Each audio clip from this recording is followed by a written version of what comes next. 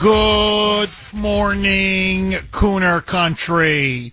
Okay, my friends, obviously the Kuhner man was off on Thanksgiving and Friday right after Thanksgiving. A lot of news obviously has happened over the last 4, almost 5 days. We are very likely now on the verge of a war with Venezuela. I'm going to cover that either later today or definitely by tomorrow. So there are very dramatic developments now in the Caribbean. President Trump is now ordering warships to the area, over 15,000 troops and counting. He has given the strongman of Caracas an ultimatum. If you want to leave alive with your family, do it now. If not, you're a dead man. And so tensions now are very high, but clearly, the biggest news of the last 4 to 5 days is that heinous, evil act of Islamic terrorism that took place on Thanksgiving Eve. At about 2:15 p.m. on Wednesday, members of the West Virginia National Guard were patrolling the streets of Washington, D.C. They were near a very crowded metro station, protecting that area from criminals and from any other possible assailants or people looking to create trouble. Unbeknownst to them, an Afghan national brought in by Joe Biden, deliberately brought in by Joe Biden, who was not properly vetted, who was not properly screened.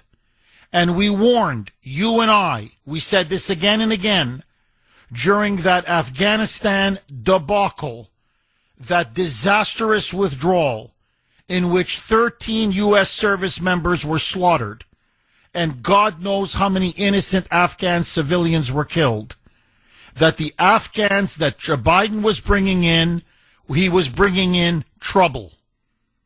It was trouble, and it was like a ticking time bomb about to blow. Well, it blew on Wednesday.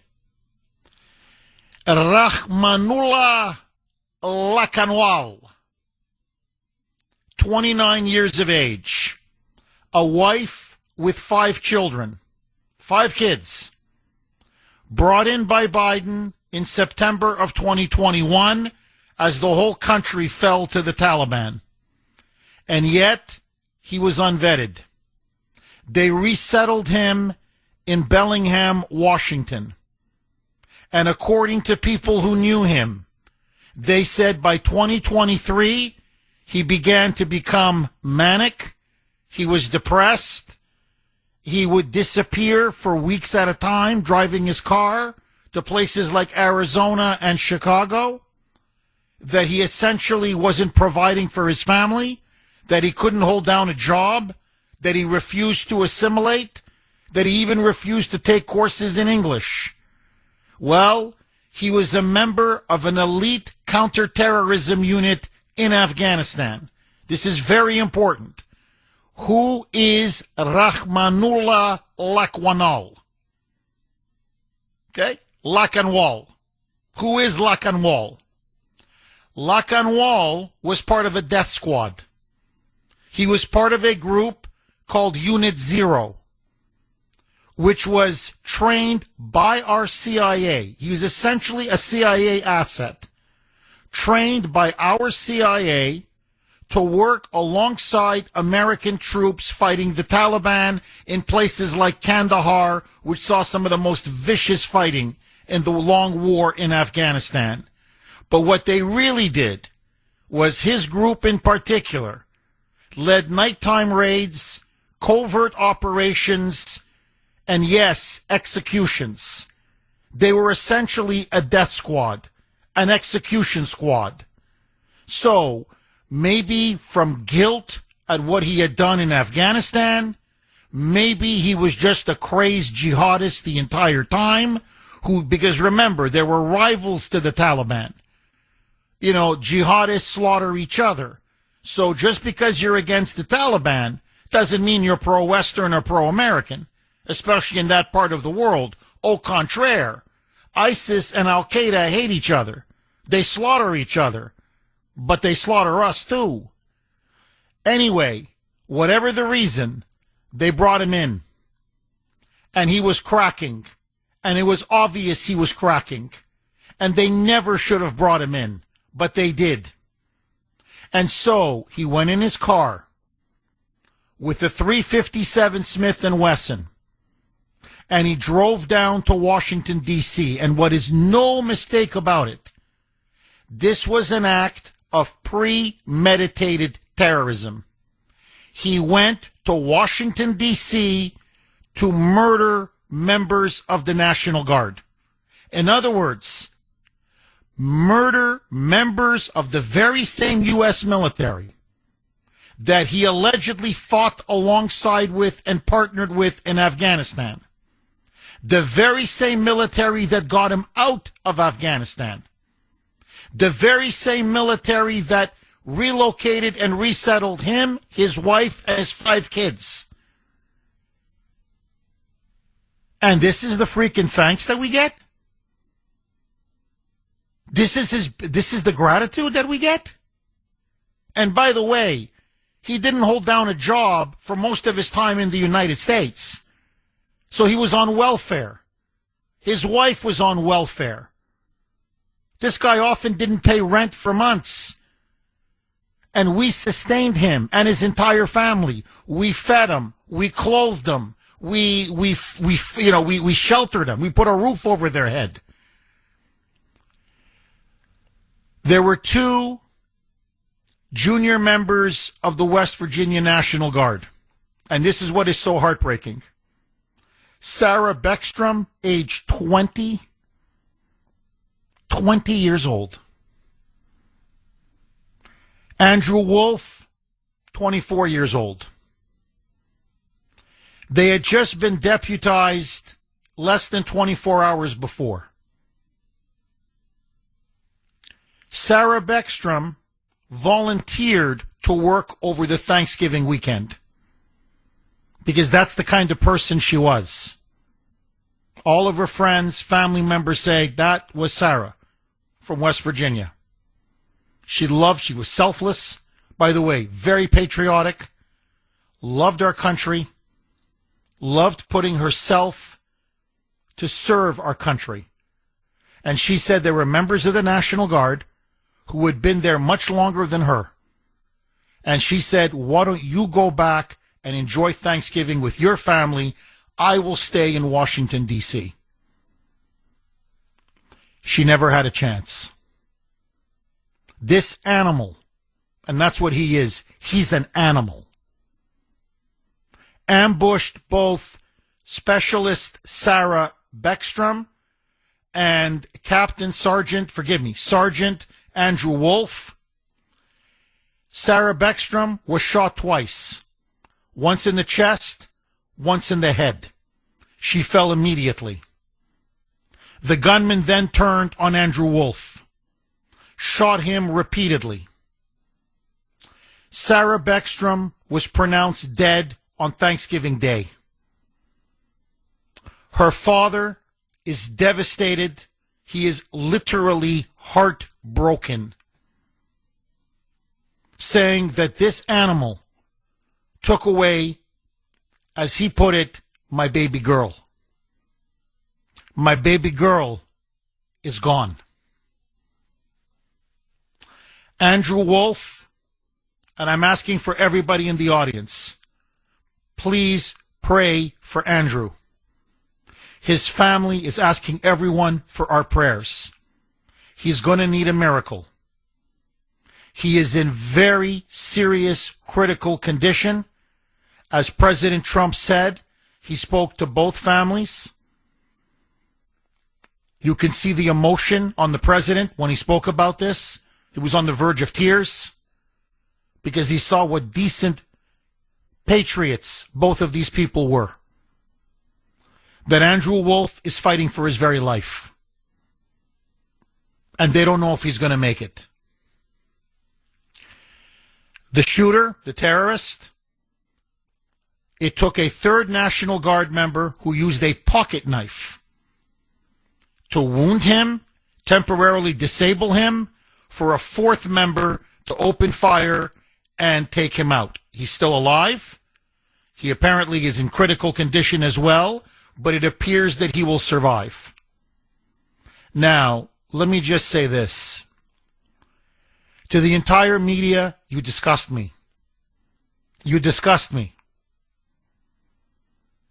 You claim you don't know his motives. You're a liar. You claim that Biden is not partially responsible for this. You're a liar. We know his motives. When he opened fire, he shouted out, Allahu Akbar. Allah, Allah, Allah, Allah. I'm going to go right to the great audience of Kuhner Country. Okay, let me just make a couple more points, and then hopefully we'll have loaded up the lines. To me, this is the only question now that should be answered, and that needs to be answered. Why was Rahmanullah Lakanwal even allowed to come into the United States? Period. Full stop. Why? Why? Why do we allow people from Muslim majority nations to come into our country? Because every time they come into our country, some member of their group, or if it's not in America, it's in Canada. If it's not in Canada, it's Australia. If it's not Australia, it's the United Kingdom, or it's France, or it's Germany, or it's Italy. I could go on and on. Commits an act of jihad.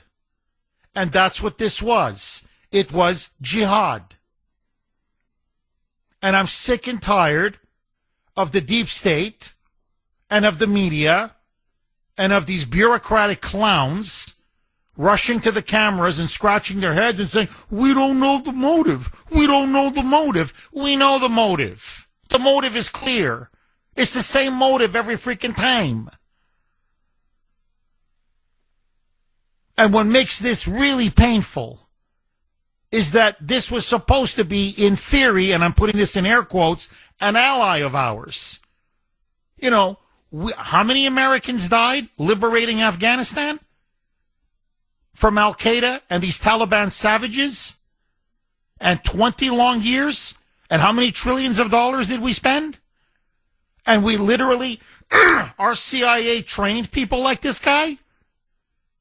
And he fought alongside American troops to rid his country of Islamofascism, because that's what the Taliban is. They're Islamofascists. They're medieval 7th century Islamic barbarians, savages. That's what they are. Psychopathic mass murderers and rapists. And this is how you pay us back? Instead of, to me, if I were him, instead of living in that squalid dump, which is Afghanistan, and it is a dump, it's a godforsaken country. And instead, you get to come to the United States. By the way, Biden brought him in, as well as 100,000 others of these Afghans, most of them unvetted, as we predicted. How can you vet them? Did you see them all jump on the planes? As Trump said, he goes, let me show you the picture again, where some of them were literally hanging from the tires, the wheels, as the plane is taking off into the sky, and they're literally falling out of the sky. So you're telling me you properly vetted these people? Like, on what planet? Like, how stupid do you think we are? And he was paroled into the United States. And then, because of a judge's decision and legislation passed by Biden, they were put on an automatic fast track to asylum. And it happened this April. And these idiots in the moonbat are going, these idiot moonbats in the media are going on and on. Well, he was granted asylum under you, President Trump. What are you blaming Biden for? Who put him on the fast track to asylum? Biden. Who brought him in? Biden. Who didn't vet him? Biden. Now Trump is going to stop all of this. I mean, and good for him. And I want to get to the only good thing out of this is the reaction from Trump, because he's finally realizing, and everybody's realizing, the problem is migration from third world countries, period. Especially Islamic Muslim third world countries. And so Trump now says he is going to pause all immigration from the third world, all immigration from these Muslim Islamic third world countries. It's about time. Seriously, it's about time. But the fact of the matter is, why was he here? We never should have allowed these people in. And now we're seeing what's happening in Minnesota with the Somalis. And Trump addressed that as well in his video to the nation in the wake of this shooting. And let me just say one final thing, and then I want to go to the phone lines.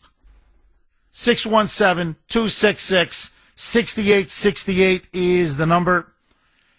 How many Americans, and this is not Islam or Islamic terrorism, I'm talking now of the 20 million that Biden admitted during his presidency. Just let them pour in. Unscreened, unvetted. We have no idea where they came from, who they are. Many of them gangs, terrorists, as we just saw Wednesday afternoon. Many of them drug dealers, drug traffickers, criminals, sex traffickers, child molesters. Now we're finding out even tribal warlords from Somalia, literally gangs from Somalia.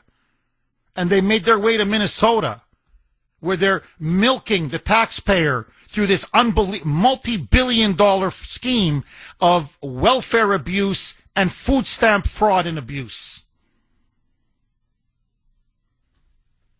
How many Americans have died because of what Joe Biden did? How many American families have been destroyed because of what Joe Biden did? What this man did to our country was beyond criminal.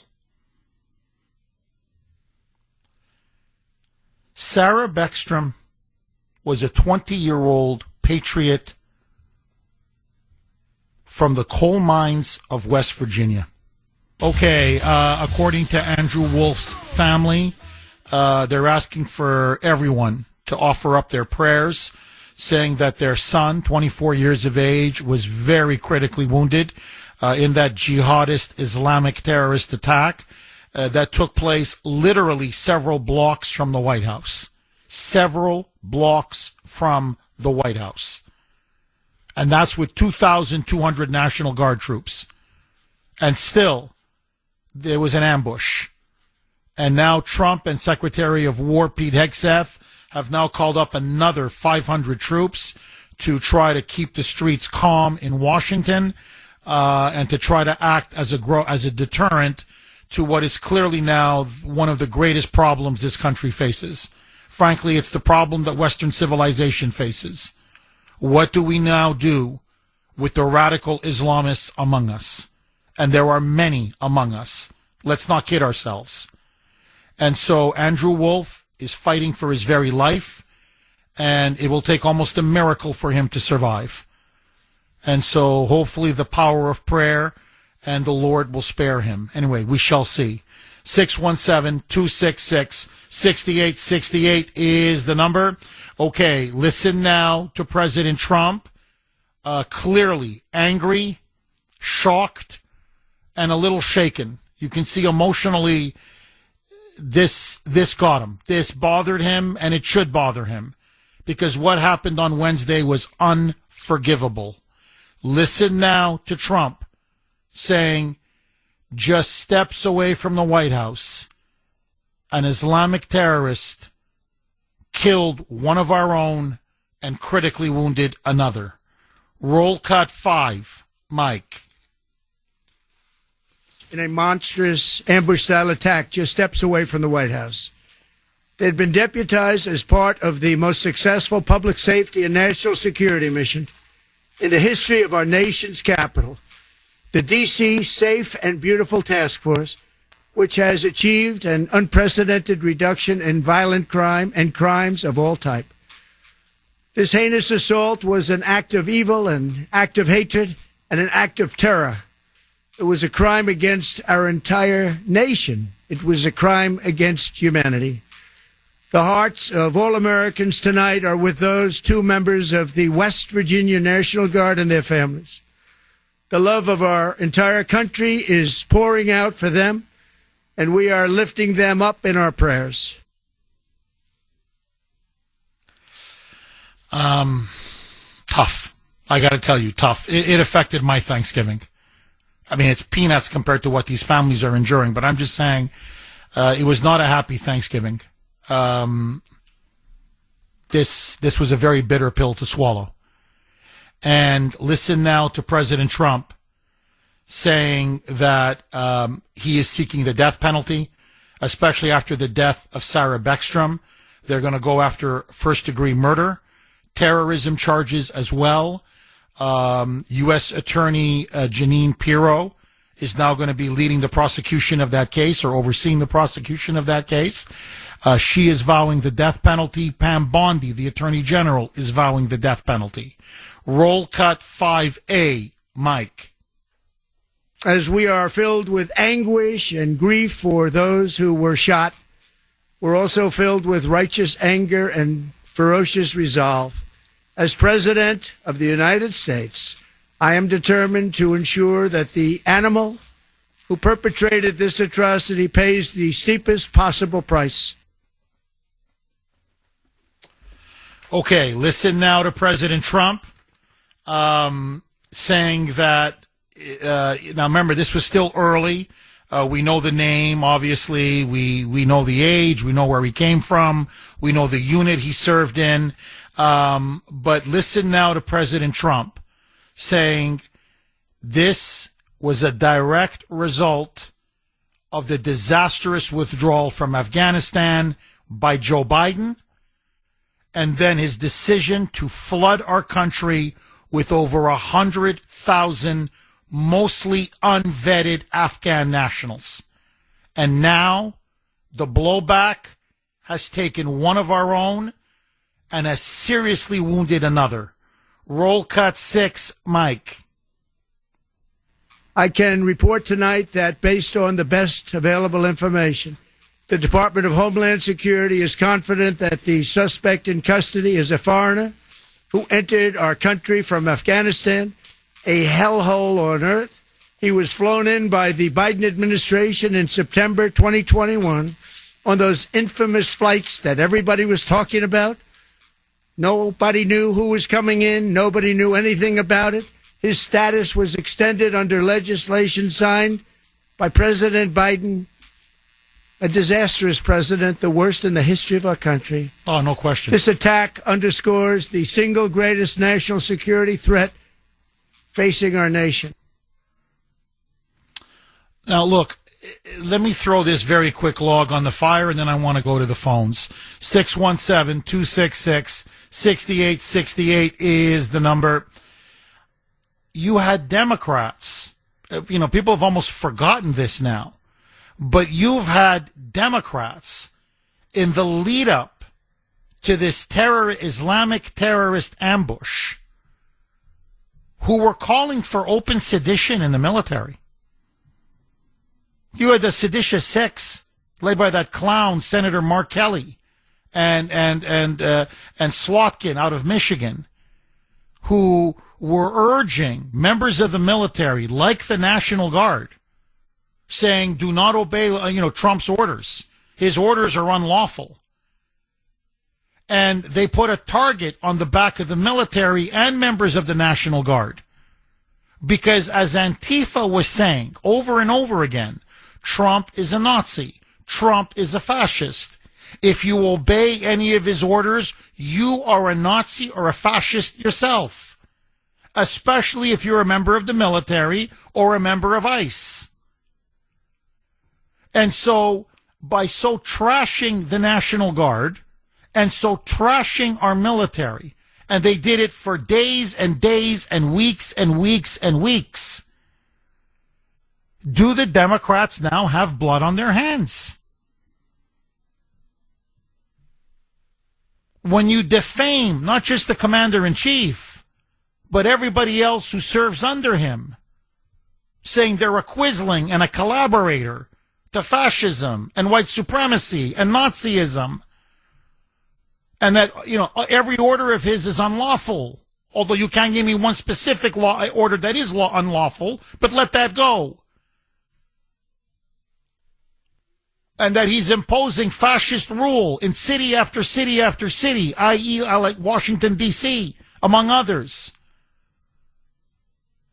You're giving a dog whistle, a clear green light to do acts of violence against the president and against ICE and against members of the military.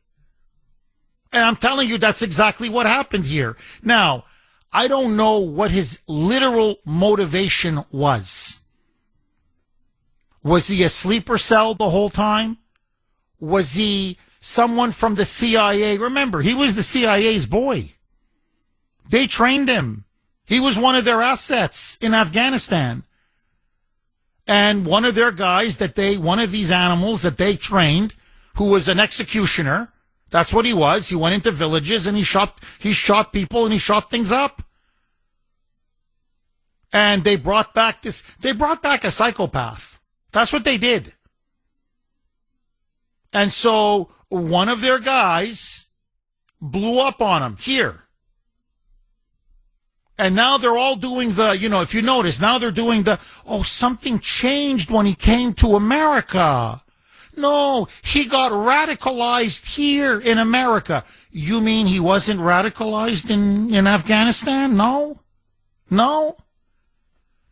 Tell me, when he went village to village, popping women in the head, popping children in the head, killing people, executing people, covert operations, slaughter after slaughter. The Taliban slaughter them, they slaughter the Taliban.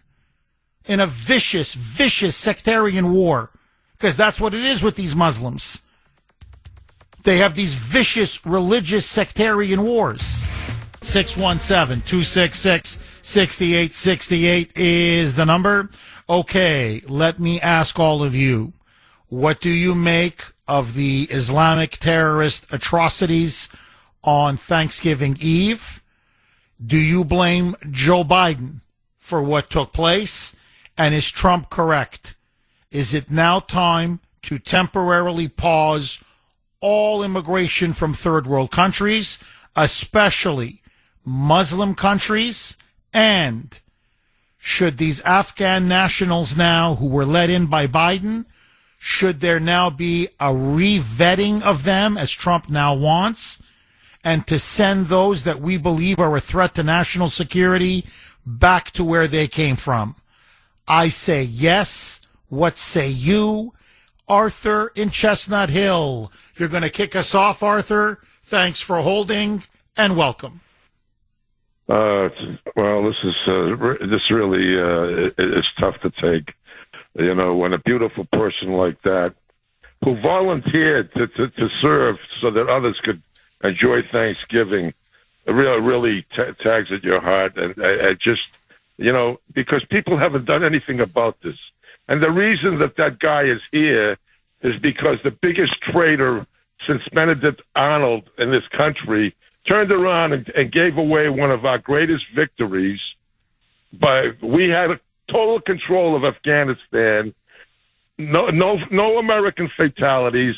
We had a tremendous strategic base, which the Chinese hated us being there, and which the Russians couldn't do, but we couldn't have. But we accomplished it.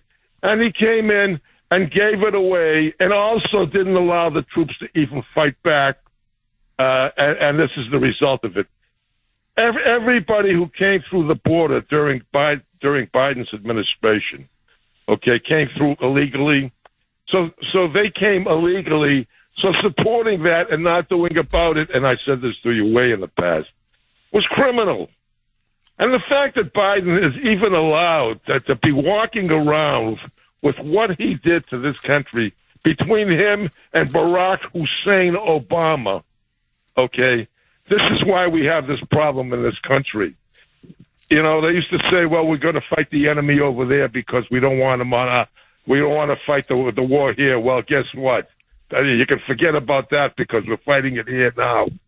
And we allowed a guy who came to America illegally, okay, and he became mayor of New York. And he shouldn't have even been allowed to be here, and yet we allowed him to run. What is wrong with us that we don't enforce our laws? Ilhan Omar, she came here illegally, and she was and she's in the house. We don't enforce our laws. We have to turn around, and it's about time we revamped our laws. And you know, when Trump first had his ban on when he was running it, and he said he supported a ban on travel to certain countries because they were terrorist affiliated. Somalia was on that list. So instead, we take in a few 100,000 for Somalian. And which ones do we take in? We take in the ones who are on the wrong side. We take in the terrorist side because they're sending our money back to Somalia. Everything we do in this country is insane. If we went to war with a Muslim country, we've got a bunch of people on their side that'd be fighting us here.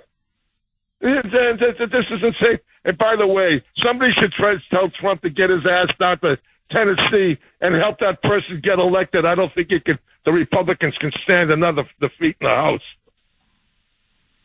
Arthur, look, I got to tell you, you're right. I mean, they brought in the fifth column. I mean, that's what this is now. These are fifth columnists.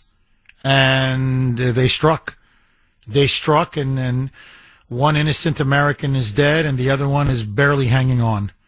And look, there's more. I'm going to get into it a little bit, give you more details later on in the show. I want to take calls now, but the day before the slaughter that took place in Washington, D.C., so that was Wednesday, Thanksgiving Eve.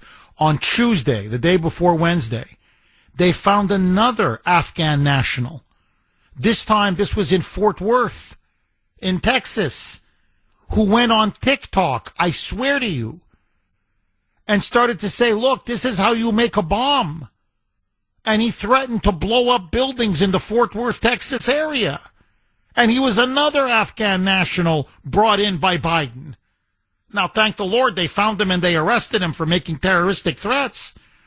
But the fact of the matter is, so how many of these terrorists did Biden allow in?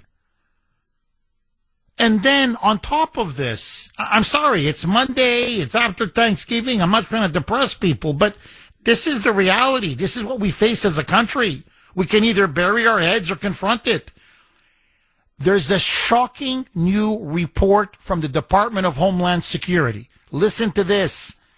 Over 5,000 of these Afghans that Biden brought in literally they were flagged. They warned the Biden administration, these are national security risks. Some were on the terrorist watch list, and they let them in. Anyway, they still let them in. So this wasn't incompetence. This wasn't negligence. When your own State Department is telling you, hey, look, no, these guys they're going to blow people up. They're going to shoot people. These are terrorists. These are terrorist cells. Let them in. Let them in. We'll sort it out later. They brought in the enemy. They brought in Muslim terrorists and jihadists willingly into the United States. How the hell is that not treason? And then, my friends, you need to know this. Okay, you need to know this.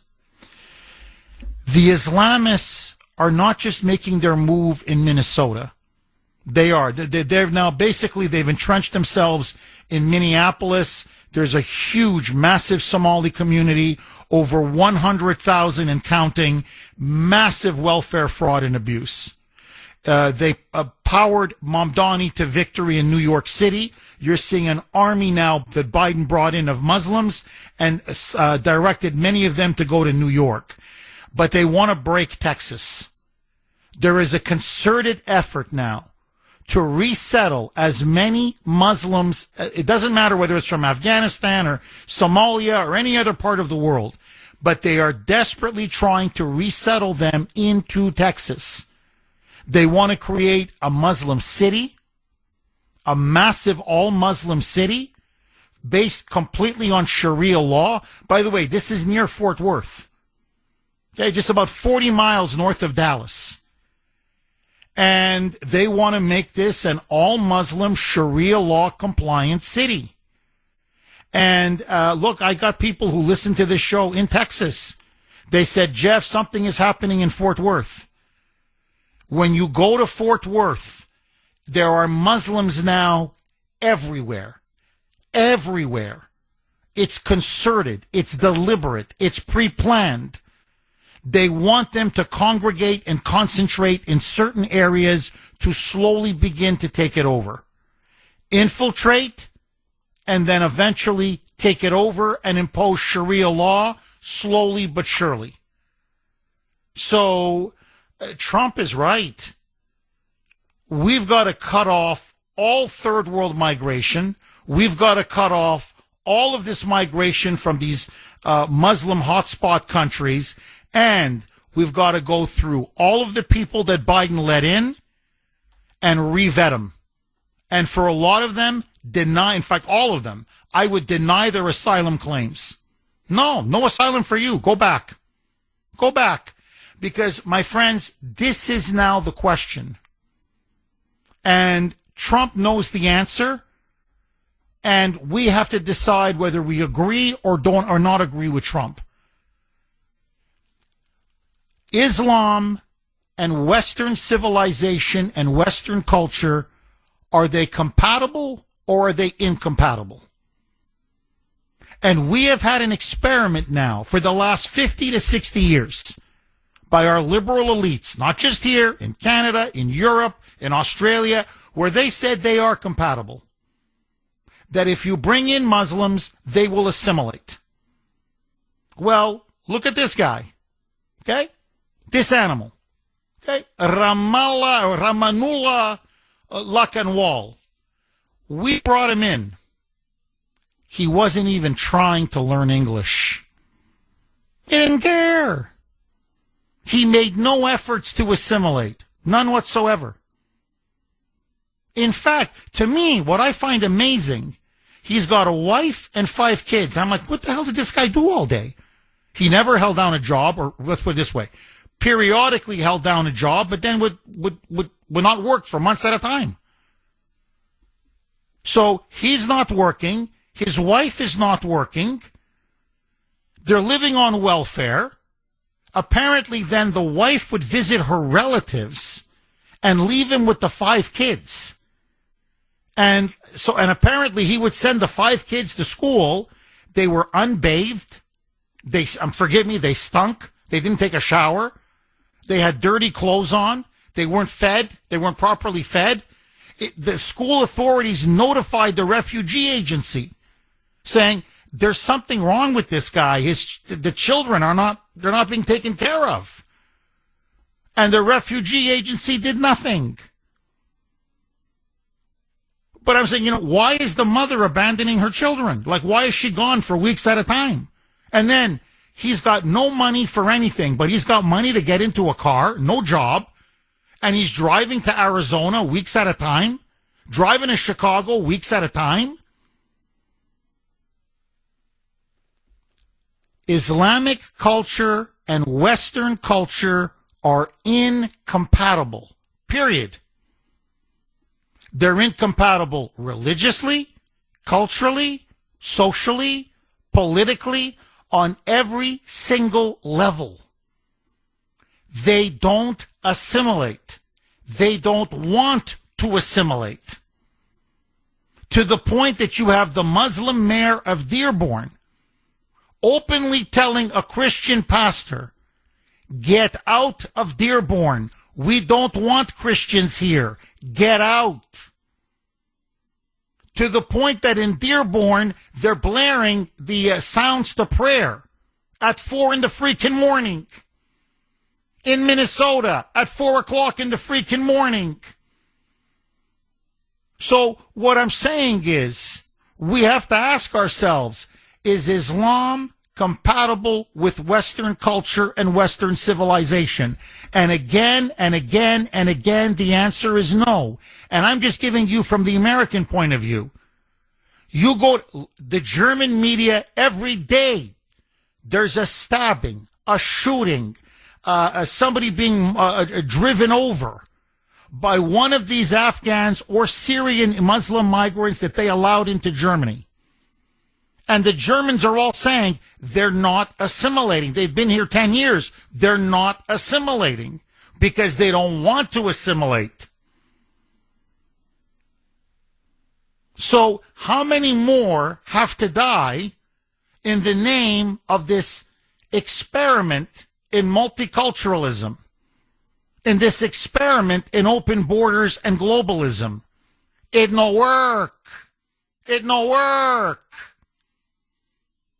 As Rudyard Kipling famously said, the brilliant British writer and poet, let the West be West, let the East be East, and never the twain shall meet. And when he meant East, he didn't mean Asia. He meant the Muslim world. Let the West be West, and let the East be East. We're trying to import the Muslim East. It's not working out. 617-266-6868. Agree, disagree. Angelo in Rockland. Thanks for holding, Angelo, and welcome. Jeff, happy Thanksgiving, and God bless those National Guards. That's horrible. Thank you. Thank you, Angelo. Well, everybody's on the same page, all 85 million Trump supporters. And they're not just Trump supporters. They're supporters of America. Oil and vinegar and oil don't mix, and Christianity and the Muslim faith doesn't work. It just thought or knew this, and that's their plan, is to disrupt America and make it into this what it's starting to become. Now, what I would do is I would just get them all, forget about vetting them, forget about seeing if they're righteous and want to be. They don't want to become Americans. I'd get them all in a C1, and I would bring them back to their homeland, nice and easy. I wouldn't hurt no one. I wouldn't kill anyone. Just load them up, deport them all. I wouldn't even waste the taxpayers' money to vet them. They don't want to be a Sharia law. They don't even want to. All they want out of America is, in God we trust, the dollar. They don't care about you, me, or anybody else, and we all see the writing on the wall, and it's time to move. But these liberals, these bleeding liberals, oh, give them a chance, this, that, and the other thing. No, they will cut your head off before they cut mine off, because you'll let them in your home. I'm not letting them in mine. What do you say, Jeff? Well, look, there was a study done. Okay, this was a recent study. It's caused shockwaves across Europe. Denmark has let in many Muslim migrants now from the Middle East, Somalis in particular, but it doesn't matter. From Africa, from the Middle East. So is Great Britain, so is France, so is Germany, so is Italy.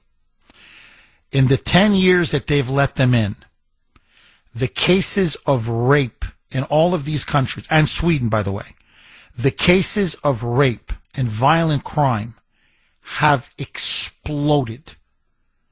And when they break down the statistics, the Muslim migrants that were brought in will commit rape, murder, drug trafficking, child sex trafficking 9 to 10 times the local native population. In other words, they're committing crimes 9 to 10 times what the native French or the Brits or the Germans or the Italians or the Danes or the Swedes are committing. Then they went to Eastern Europe. They went to places like Hungary and Poland and Croatia and Slovakia. And they said, well, how's your crime rate? And their crime rate is almost non-existent. And when you ask them, How come is it? And by the way, as you know, I was in Croatia in August to visit my family. The capital is Zagreb. Okay, so like Warsaw is the capital of Poland, or Budapest is the capital of Hungary. Zagreb is the capital of Croatia. I swear to you, my son noticed this. It was a Friday night. He and I were walking. It was maybe 11:30 at night. We had gone for dinner. They eat a little later in Europe. We were walking downtown Zagreb. Everything is packed. The bars are packed. The restaurants are packed. The cafes are packed. No one is locking their cars. My son said to me, Dad, I can't believe it. We're in such a big city and we're so safe. We're so safe. You don't hear of a woman being raped. You don't hear of sexual assault. You don't hear of murder. You don't hear of carjackings. And when you ask them and you say, well, what's the reason? They go, we don't let in Muslims, period. The Poles have openly, I mean, this is not just, people at a bar. The Polish government has said it. The Hungarian government has said it. The Croatian government has said it. The Slovakian government has said it. The Czech government has said it. They go, you want to know why we don't have terrorism? We don't allow the Muslims in. You know why we don't have these crime rates that you have all across Western Europe? We don't let them in. That's it. Why? Because we were on the receiving end of 1,000 years. Western Europe was protected by Eastern Europe. We know what the Muslims are like. The West, you forgot. Western Europe. We haven't in Central Eastern Europe. That's what they tell you. And they go, fool me once, shame on you. Fool me twice. No, shame on me. So they're like, I'm sorry. And, they keep telling the EU, fly a kite. You're not going to force us to take in people that we know will not assimilate and will never assimilate and frankly bring problems. And let me just say one last thing, Angelo. What the Western Europeans now are complaining, because remember now, this has been going on for 10, 15, 20 years, is the incredible high rates of welfare dependency among these Muslim populations that are brought in. And I don't mean a little higher. I'm talking 80 to 90%. It doesn't matter where they're from Syria, from Afghanistan, from Somalia, take your pick. They love that freaking welfare. So they're living off the taxpayer largesse, the taxpayer's dime. You're paying $20,000 to $25,000 per Muslim migrant every single year. Because you got to house them. You got to feed them. You got to clothe them. You got to give them free health care. You got to give them free education. By the way, you got to build their mosques. This is all very expensive. So what the Western Europeans are now saying is they're bleeding us white. They're not like other immigrants that come and work and contribute. They come here to live off the fat of the land. I.e., they're not here to assimilate. They don't want to speak French or German or English or Italian or Danish or Swedish like this guy. 4 years, didn't learn a word of English. Doesn't want to learn English. And you're asking yourself, you've got 5 mouths to feed. Why don't you get a job? He's not interested in getting a job. Why? Because the dumb infidel will pay for welfare. And so he and the wife live on welfare. And they don't care. And that's not Trump was right when he had that press conference on Thursday. He said, do you know how many Afghans here are living off the fat of the land? He goes, they're living off federal subsidies, federal benefits. By the way, he says, I'm ending this. He goes, I'm done. So they're not here to contribute. Okay, let's go to Carrie in Bridgewater. Thanks for holding, Carrie, and welcome. Good morning, Jeff. Hi, Carrie.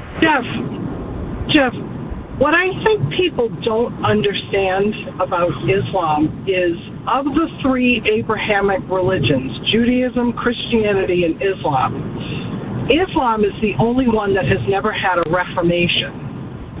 And because of that, as a Christian, as the Bible says, if thine right eye offend thee, pluck it out. Well, we obviously don't go around plucking out people's eyes. Islam is not just a religion. It is, to a Muslim, it is everything. It is their politics. It is their religion. It is their culture. It is everything. And everything else, a constitution, any country's constitution, is completely incompatible with Islam. And, you know, I think if you ask the average person, you know, if they could even tell you what's the difference between a Shia and a Sunni, what is Sufism and why is it so controversial, they couldn't tell you. They couldn't tell you, but they could tell you that they're tolerant and accepting of other cultures. But what they are useful idiots. They're allowing the wolf in sheep's clothing to come in. They've infiltrated our politics. You have Rashida Tlaib, you have Ilhan Omar. Now, God help us, we've got Mamdani in New York. And as he stands there and he smiles and smiles, you touched on it last week, he's practicing taqiyya, which is, you know, we're going to pretend that we're friends, that we're good. We're going to hide our Islamist tendencies. It's terrifying. It really is. It is terrifying. And I just don't, in my most cynical moments, I have to think that they all knew that this was coming. Angela Merkel, Tony Blair, Obama, Joe Biden, they all knew. They all knew that these people were not going to assimilate. They have no interest in assimilating. We're in deep trouble if we don't get a handle on this immediately. Well, and you're dead on. I mean, you're on fire, frankly, Carrie. I can only reinforce what you're saying, just add to it. Look, I think when Obama said, you know, famously, just, a couple weeks before he was elected or won the election, he said, we are about to fundamentally transform the United States of America. We at the time, and we were half right, we said, oh, he's a socialist. He wants socialism. That's what he wants. He wants statism, collectivism, socialism. He wants to break the back of our free market system and our Constitution. I think we didn't realize that there was another nefarious half. And that other half was he wanted to Islamize and third worldize the United States. And that's where his Kenyan roots come from. And I think that was the dead giveaway. And we didn't pay it. I'm talking myself and conservatives in general. We did not pay enough attention to that. And that was really his long-term goal. And you can see it now. Because what is shocking about the 20 million that Biden let in, how many of them were Muslims. It was deliberate. And how they would fly them in the middle of the night to airports like in New York City. Or especially, as I said, they really want to hit Texas hard. But they're resettling them in Minnesota deliberately. It was part of a systematic program. Yes, to bring in cheap voters. Yes, to bring in a third world servile class. The shock troops for their socialist revolution. But we clearly now see they brought in an army of Muslims because ultimately they want to destroy our Judeo-Christian civilization. I think there's no question.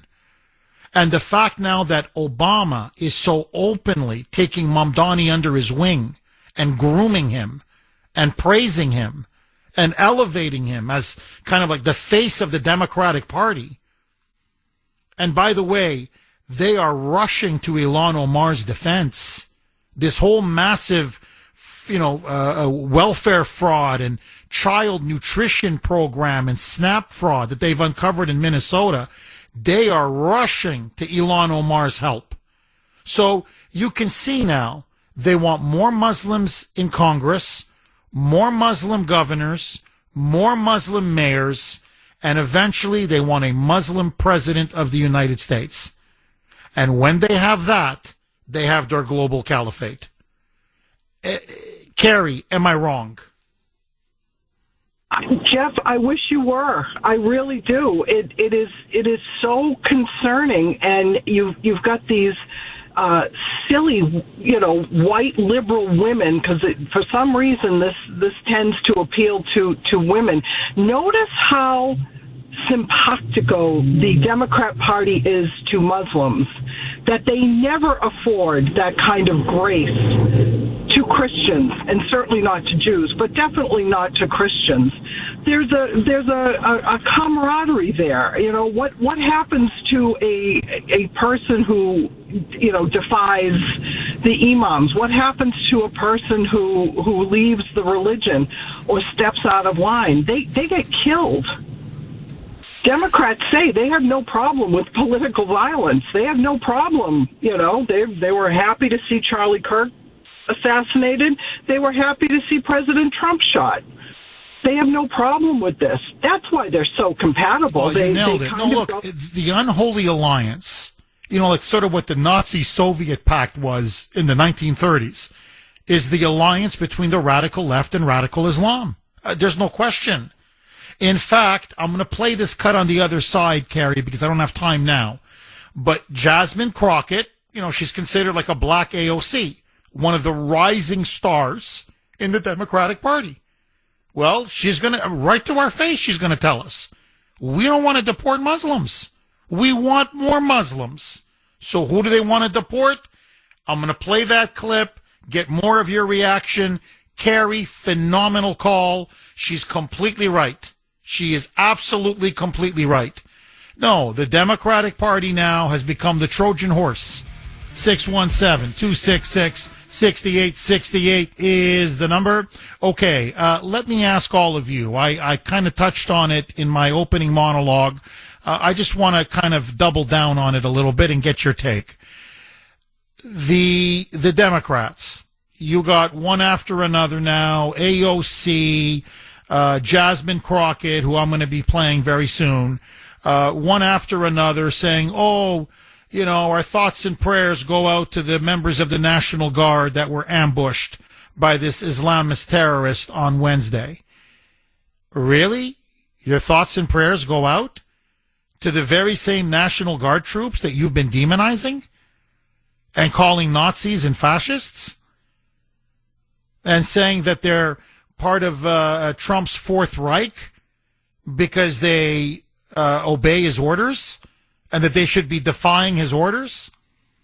So the very same National Guard troops that you routinely defame and call evil because they happen to be in Chicago or in Portland or in Washington, D.C., either reducing crime or helping ICE and federal agents enforce immigration laws. Now, after your campaign of vilification is blown up in your face and some lunatic from Afghanistan took a gun and shot one 20-year-old girl in the head and she's dead, and the other one, Staff Sergeant Andrew Wolf, is literally fighting for his life, all of a sudden now, the very people you called evil, you expect us to believe? Your thoughts and prayers go out to them when they've been shot and one of them has been murdered? The Democrats have blood on their hands. I'm sorry, they have blood on their hands. This is what happens when you keep using this kind of violent, insightful rhetoric.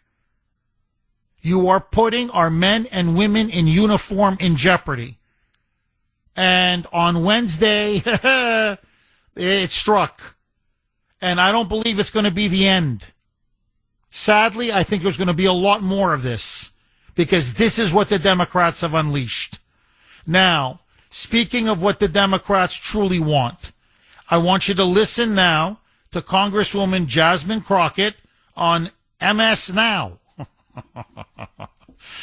saying, no. We shouldn't be deporting a single illegal alien, never mind illegal aliens from Afghanistan or other Muslim countries. No. There's only one group, and they're American citizens, who need to be deported. Roll cut 17 Mike. Well, I mean, there were allegations that because they were actually depriving them of water, that they literally were having to drink their own urine. This can't be America.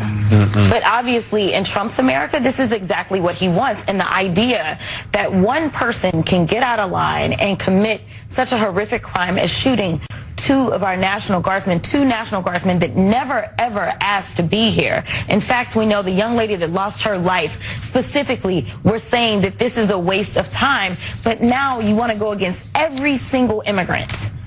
That doesn't make sense. And it's frankly not who we are, because if that's the case, let's talk about the white supremacists and how many of them need to be kicked out of this country, because I can guarantee you, I can track down more crimes that they've committed, because overall immigrants have a lower crime committal rate than white supremacists. But we don't want to talk about that in this country. No, we don't want to talk about that. No, because it's not true.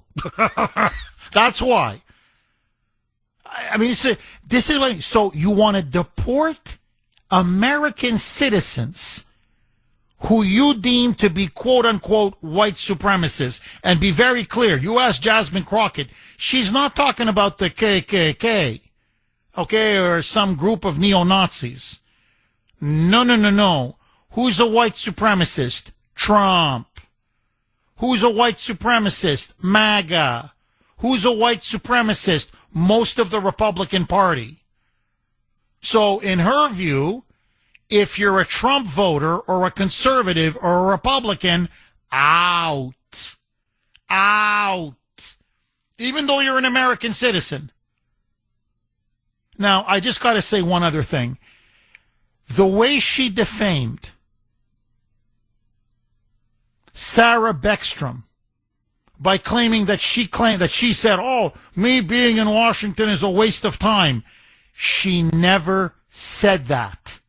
That is a bald-faced lie. She was proud to be in the National Guard.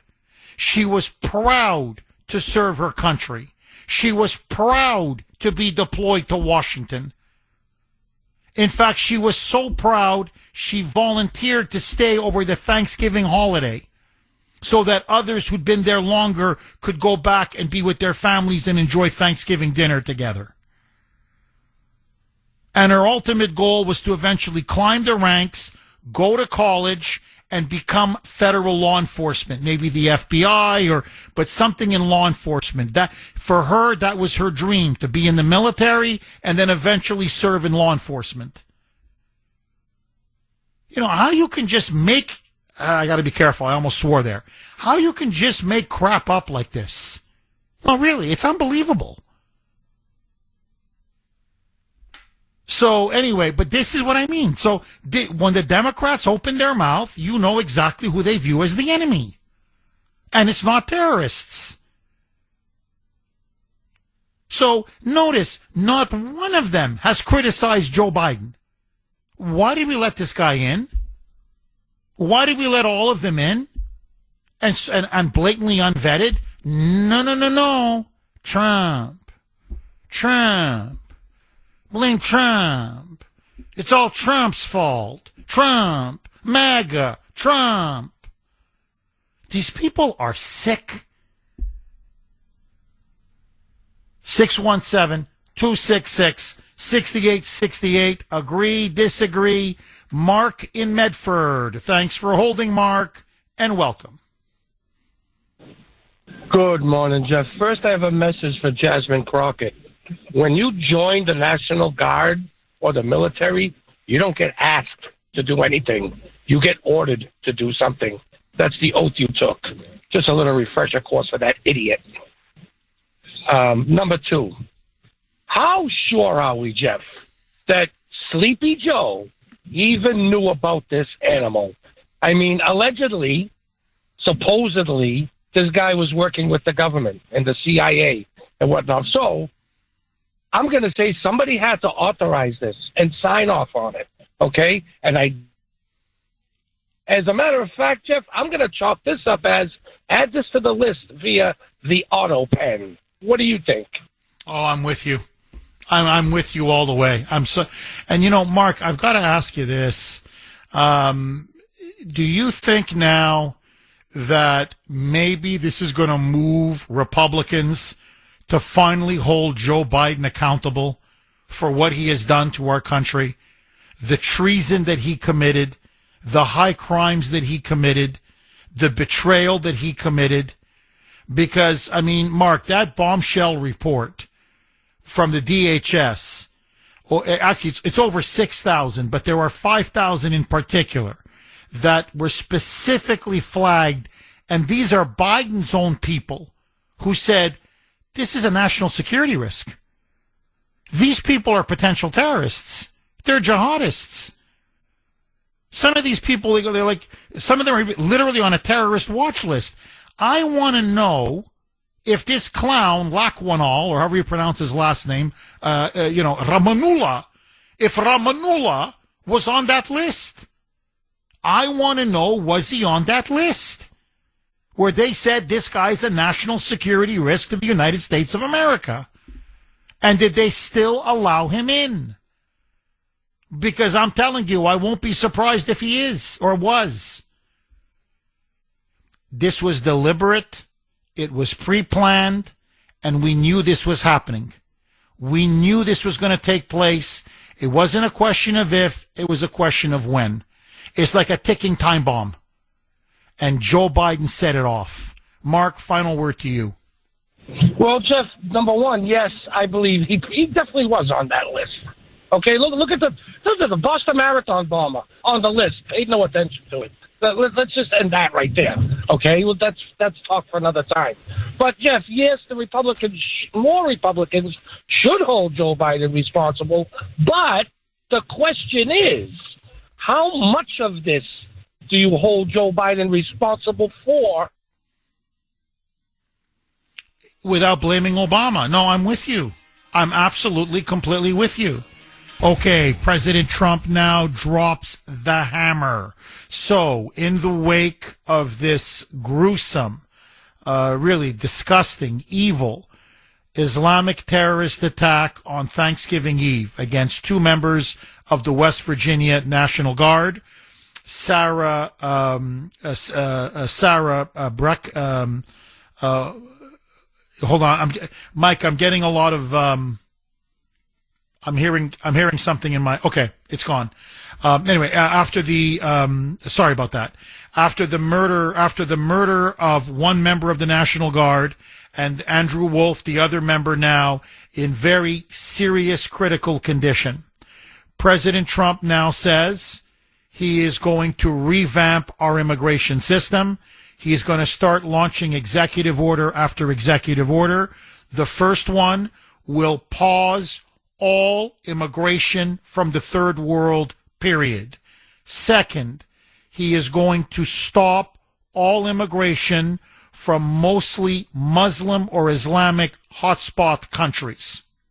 Furthermore, he now says that he wants to revet all of the Afghan nationals, about 100,000 of them that were allowed to come into the United States by Joe Biden and his administration following the disastrous withdrawal from that country, saying most of them will not be given asylum. He will insist that they be deported, and if they were given green cards or asylum, he wants them to be revetted, and if need be, to have their asylum or their green cards rescinded. So he wants to send as many of these Afghans back. Furthermore, he says now he is going to go after all non-citizens who are on what's called the public charge, meaning he says he's tired of all of these people coming in from third world countries around the world who are on welfare, federal benefits, federal subsidies, who are not self-sufficient, who refuse to work, who don't want to work, who would rather get free public housing, free EBT, free welfare, free health care, free housing. In other words, like this animal that shot those two members of the National Guard. He's saying this has to end. It is bleeding our country dry. And finally, he now says that countries whose cultures are incompatible with America, or people who come from anti-American cultures, that they should no longer be admitted into the United States, and some of them, if possible, should have their citizenship rescinded, and they should be deported back to their country of origin. In other words, he says he wants to stop the Islamification of America and the third worldization of America. Agree, disagree. Listen now to Trump in his address to the country, saying, I'm not even talking just about the Afghans. We got a big problem with Somalis. Somalians have been pouring into Minnesota in particular, and now there is a massive welfare fraud scandal that is costing taxpayers billions and billions of dollars. They need to go as well. Enough is enough. Roll cut 6A, a mic. The last administration let in 20 million unknown and unvetted foreigners from all over the world, from places that you don't want to even know about. No country can tolerate such a risk to our very survival. An example is Minnesota, where hundreds of thousands of Somalians are ripping off our country and ripping apart that once great state. Billions of dollars are lost, and gangs of Somalians come from a country that doesn't even have a government, no laws, no water, no military, no nothing. As their representatives in our country preach to us about our Constitution and how our country is no good. And by the way, he was talking about Ilhan Omar. In fact, he later made it explicit, saying, so here's a woman that committed immigration fraud, who married her brother while she was married to another husband, and by the way, had children with that other husband, but married her brother so that he could come into the United States. So she committed immigration fraud. She helped her brother commit immigration fraud. And God knows what else this woman has done. Saying, and she trashes our country on a regular basis, nonstop, day and night. And they don't even have a functioning government. They don't have a military. They don't have a police. They don't have anything. And yet she condemns us instead of being grateful. So Trump now says he wants to look into all of these Somalis that have been engaging in this rampant fraud. Now, according to multiple media reports, there is a vast Somali community in Minnesota. It's about 100,000. And a large number of them have been committing, in particular, fraud regarding food stamps and the Child Nutrition Program. They have been stealing money or claiming benefits and then selling it for cash, and then sending the money back, I swear to you, to Somali warlords back in the old country, because they're still loyal to these warlords. Many of them are gangs that were brought from Somalia into Minnesota. Some of the money, which is taxpayer money, has actually gone to fund what's called Al-Shabaab. Now, many of you may ask, Jeff, who or what the hell is Al-Shabaab? It is the Al-Qaeda, is the equivalent of Al-Qaeda. It is the Al-Qaeda affiliate in Minnesota. So basically, Minnesota taxpayers are subsidizing Islamic terrorists, the very same ones that brought down the Twin Towers in freaking Somalia. Now, furthermore, the gangs that have been allowed to come into Minnesota from Somalia, they're not into drug trafficking, but what they are heavily into is sex trafficking, especially of underage children and underage girls. So I want you to think about this. Liberals are making an alliance now with groups of people that are disgustingly misogynistic, that are now engaged in the trafficking of children, and in particular the trafficking of young girls to be sold for child pornography, or oftentimes to be sold back to the home country or across the Muslim world as child brides for wealthy Muslim men. This is what we're bringing in to our country. Huh? You see how diversity makes us better? Huh? You see how it strengthens us? You see what? Boy, this is what makes America great. And so Trump then said this is all happening under the nose of Tampon Tim, the governor of Minnesota, Tim Walz, who happened to also be the vice presidential running mate of Kamala Harris. And so according to Trump, in fact, he called him a quote-unquote serious retard. That was the term that Trump used. He said, under this quote-unquote serious retard, this is what's happening in the Somali community. Taxpayers are being fleeced. Crime is exploding. Human trafficking is at a scale never known before in the history of the United States. Young children, young girls are being abused, exploited, and sold into slavery. And Tim Walz is out to lunch. Either he knows and he doesn't care, or he doesn't know, which makes him colossally incompetent. Listen now to Tim Walz. He ran to to Meet the Press, Meet the Mess, as I call it, and was asked, well, what about this, multi-billion-dollar fraud scandal? And right away, Tim Walz said, don't you dare attack the Somali community. How dare you do that? Roll cut 19, Mike. Speaking of the Somali community, President Trump is targeting them and your state in part. He's citing fraud as the reason for his crackdown. Dozens of people of East African descent have been charged, convicted, and sentenced for stealing more than $1 billion in taxpayer money from government programs during COVID.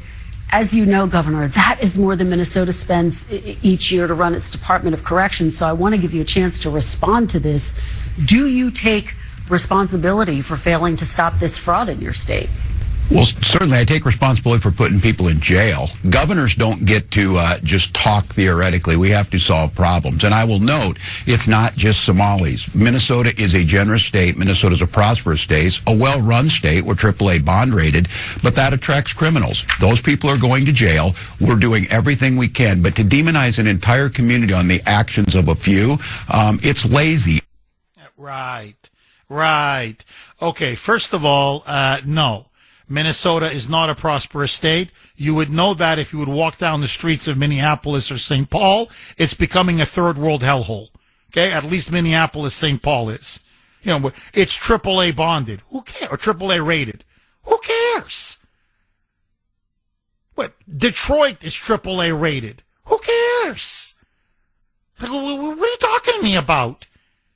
Now, as for him saying, how dare he pick on the Somali community? Well, the overwhelming amount of fraud, and this is indisputable, is in the Somali community. And it's being done by people in the Somali community, sending the money back to Somalia, in particular, the Somali warlords, the gangs, and Al-Shabaab. So I'm sorry if it walks like a duck, talks like a duck, acts like a duck, it's a duck. Where did they find this guy? That's right. This is the governor of Minnesota? And notice, well, Minnesota's a prosperous state. That's why criminals come to Minnesota. Well, if they're coming to Minnesota because it's quote unquote a prosperous state, what the hell are they doing? I don't know, Florida, which is a much more prosperous state. I'm just giving that as an example. Or South Carolina, or I could run down the whole list. So you mean to tell me that so many states that are prosperous, well, they should, how come they don't have Somali communities ripping people blind? How come they don't have them robbing blind and stealing they're stealing from the Child Nutrition Assistance Program, for God's sake. They're stealing from food stamps, for God's sake. I wish Trump had not used the R word, because I know a lot of people with special needs children find that very offensive, and I sympathize with them because some of my wonderful children, my two children, have some very wonderful special needs friends, so I don't like using the R word. So I kind of wish, look, his sentiment is dead on. Call him an idiot, call him an imbecile, call him a dope, call him many things. But I don't like the use of the R word. So, that's once in a while where I think, Trump is right, but I wish he had phrased it slightly differently, obviously. But, of course, the media pounced. And so they asked, Tampon Tim, well, how do you respond to Trump calling you seriously, quote-unquote retarded? Listen to Waltz's response. Roll cut 20. Mike.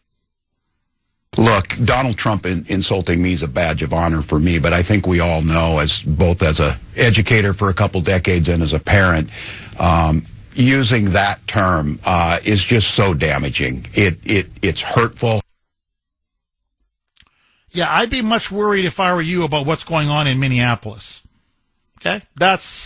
I'm sorry, but that's, the insults, by the way, they call Trump far worse.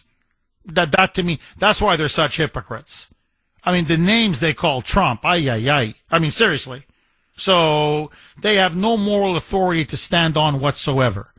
To me, this is the larger issue.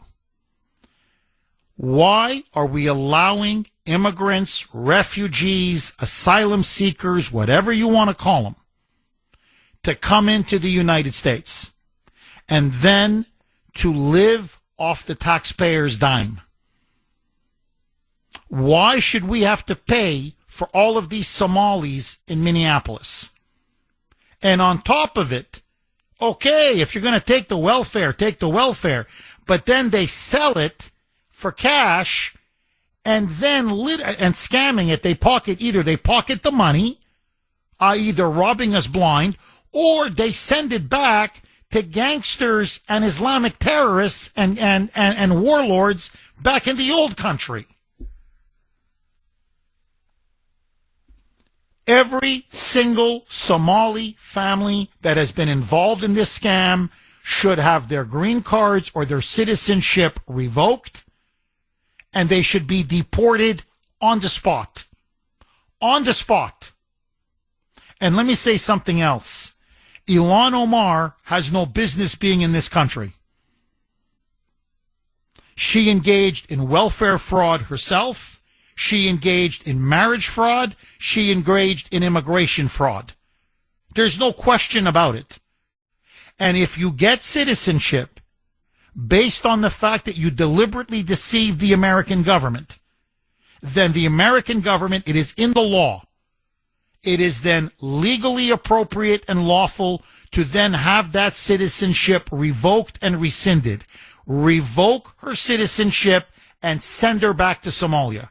I mean, if we're such an evil, bad country, as she says, and we're so wicked and immoral and lazy, and Somalia is so great, as she has said repeatedly, and by the way, in speech after speech, she has said her goal is to defend the interests of Somalia and Somalis, not of Americans. She's openly said it.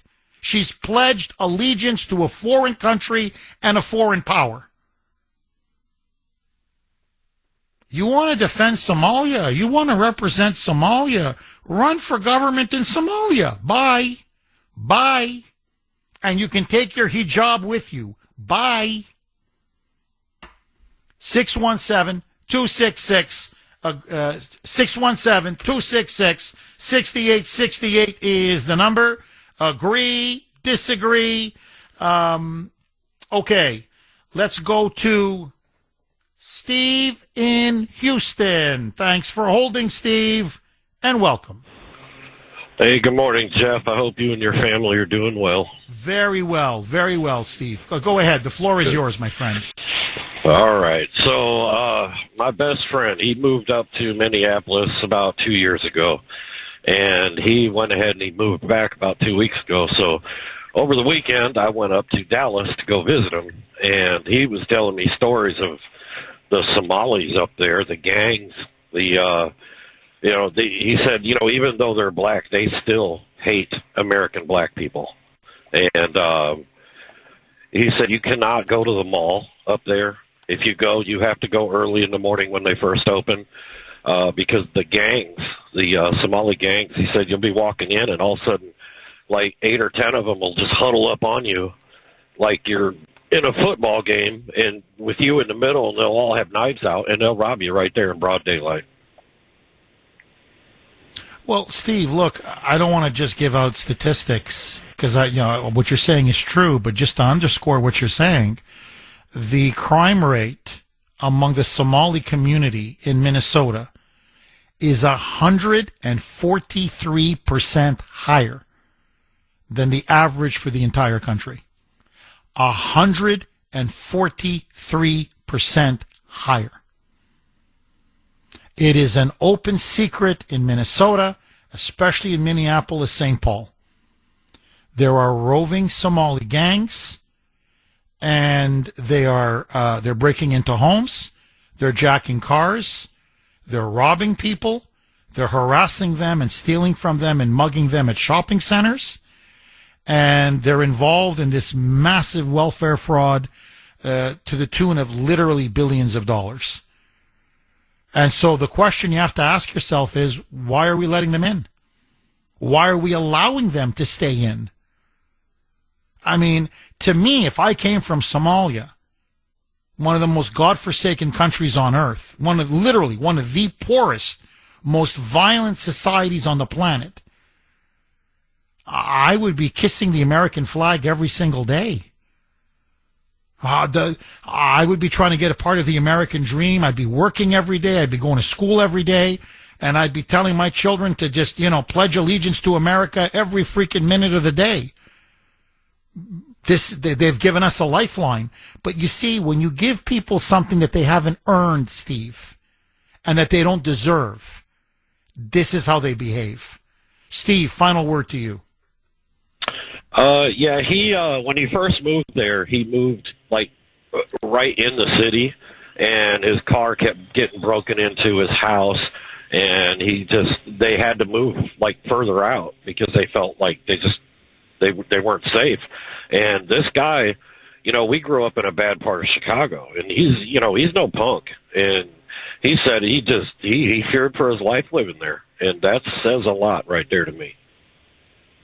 They're dropping like flies. The murder rate, the violence rate in Minneapolis is one of the highest in the country. Okay, I want to ask all of you this. It is politically verboten. It is forbidden to even go down this road. But if I'm not here to speak the truth, honestly, what's the point of me being behind this microphone? And so when it comes to the issue of immigration and our borders, and who we should allow in and who we should not allow in. To me, the issue of immigration is very simple. It's not complicated. You want good immigration, it depends on who you let in and the number of people you let in. It's the same thing with bad immigration. If you're letting in bad people and you're letting them in by the millions and millions, as Biden did, for example, you're going to have a disaster on your hands. And i.e. what happened Wednesday on Thanksgiving Eve with that Islamic terrorist ambush of 2 members of the West Virginia National Guard. But let's just take Somalia and the Somalis right now, because this is a big issue. Trump is making it a big issue. Waltz is making it a big issue. And the media forgive me, the media is making it a very big issue. And what people are not looking at is the country of origin. Now, why is the country of origin important? Because the country of origin, especially if you bring in immigrants in large numbers, I'm not talking about an individual here or an individual there, because every individual is different. But when you're talking about, in this case, hundreds and hundreds and hundreds of thousands from one country, say Somalia, well, that country of origin determines the culture that immigrants are going to be bringing with them. And as we're seeing now, very clearly, in America, in the West, in Europe, many immigrants who come here do not adopt our culture. In fact, they impose or inflict their culture on us, to our detriment. Now, let's leave the United States out of it just for a second. Okay? There is a huge story now in Denmark. Denmark is a progressive country, kind of a Scandinavian-style social democracy. They have very lavish welfare benefits. Historically, one of the most tolerant, least racist countries on the face of God's earth. The last thing you can call the Danes are racist.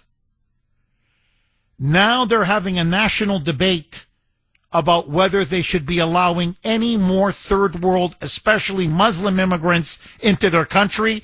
And the Somali community is number one, numero uno on their list. So listen now to this, okay? According now to the latest stunning government statistics, Somali immigrants are so unsuccessful in Denmark, listen to this, that they are a net expense for taxpayers of $24,000 on average per Somali immigrant per year. They are so unsuccessful that literally they cost taxpayers $24,000 on average, not per family, per Somali immigrant per year. So just do the math. If it's a family of four, it's costing Denmark $100,000 a year on that family. And apparently it's the worst of any other immigrant group. Furthermore, and this is what Trump is talking about, the Somali gangs in Minnesota, the Danish government has now come out and said they are extremely criminal, with a violent crime rate, listen to this, of more than 9 times the Danish level. In fact, 62% of all Somalis in Denmark are convicted of a violent crime, listen to this, by the age of 30. By the age of 30, 62% of them are convicted of a violent crime. Now, okay, you don't like Denmark. Let's try the United Kingdom, Great Britain. Government statistics. It's everywhere in the British media. Only 1 in 10 Somalis in the United Kingdom are working, meaning they have a full-time job. 90% of them either do not work at all, no job, or they only have a part-time job. So I want you to think about this. 90% of Somalis are literally, they're living in England and they're able to get by without working. Because the government gives them free housing, free welfare, free food, cash assistance, the whole 9 yards. So literally, They come to Great Britain and they are living off the largesse of the taxpayer.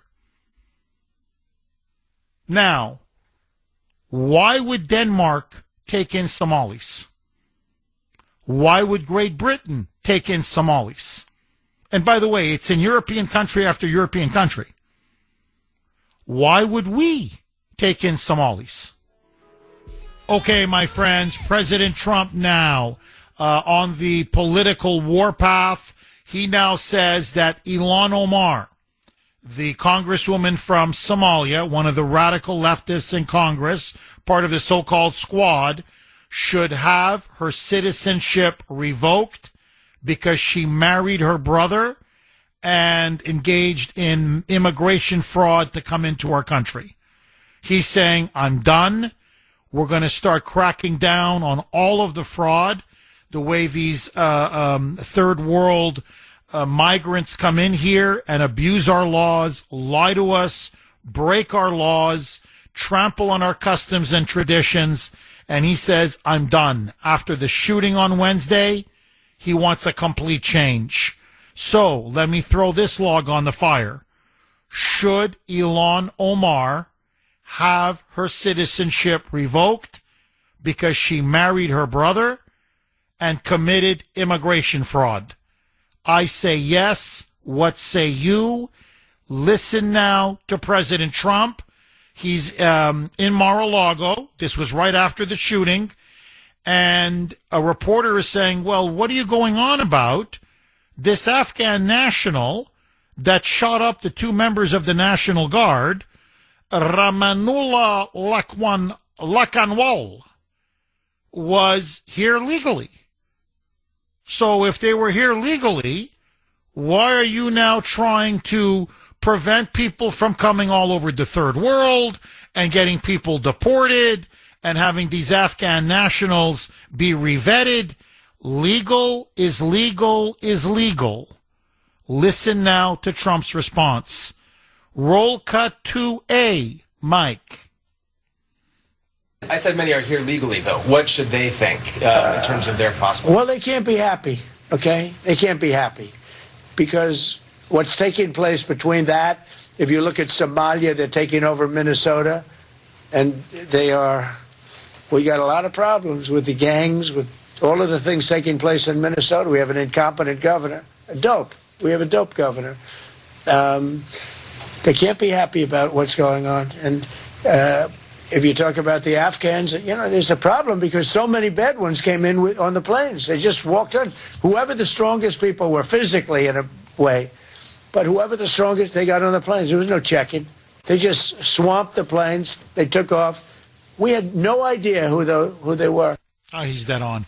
I mean, he's dead on. Now, the reporters are getting livid because they know there's a big problem with the Somali community in Minnesota. Everybody knows it. So now the reporter shoots back, whoa, well, what do the Somalians have to do with the Afghan? The Afghan guy who shot the members of the National Guard. Listen now. In other words, they're trying to paint Trump as a quote-unquote racist or a nativist or xenophobic. Trump's not having any of it. Listen to Trump's response. Roll cut 3, Mike. You've made changes. What do the Somalians have to do with this Afghan guy who shot the national? Nothing, but Somalians have caused a lot of trouble. They're ripping us off for a lot of money. There's a tremendous amount of money going back to Somalia. What the hell are we paying money to Somalia for? But they're ripping off our country at a level that few people have been able to see before. That's about the only thing. You talk about competence. We have Ilhan Omar, who does nothing but complain about our country and our Constitution.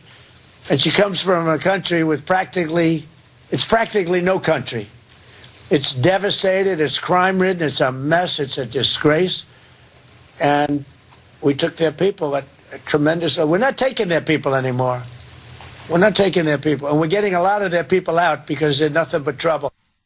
And then he went on True Social and followed that up with she's committed marriage fraud, immigration fraud.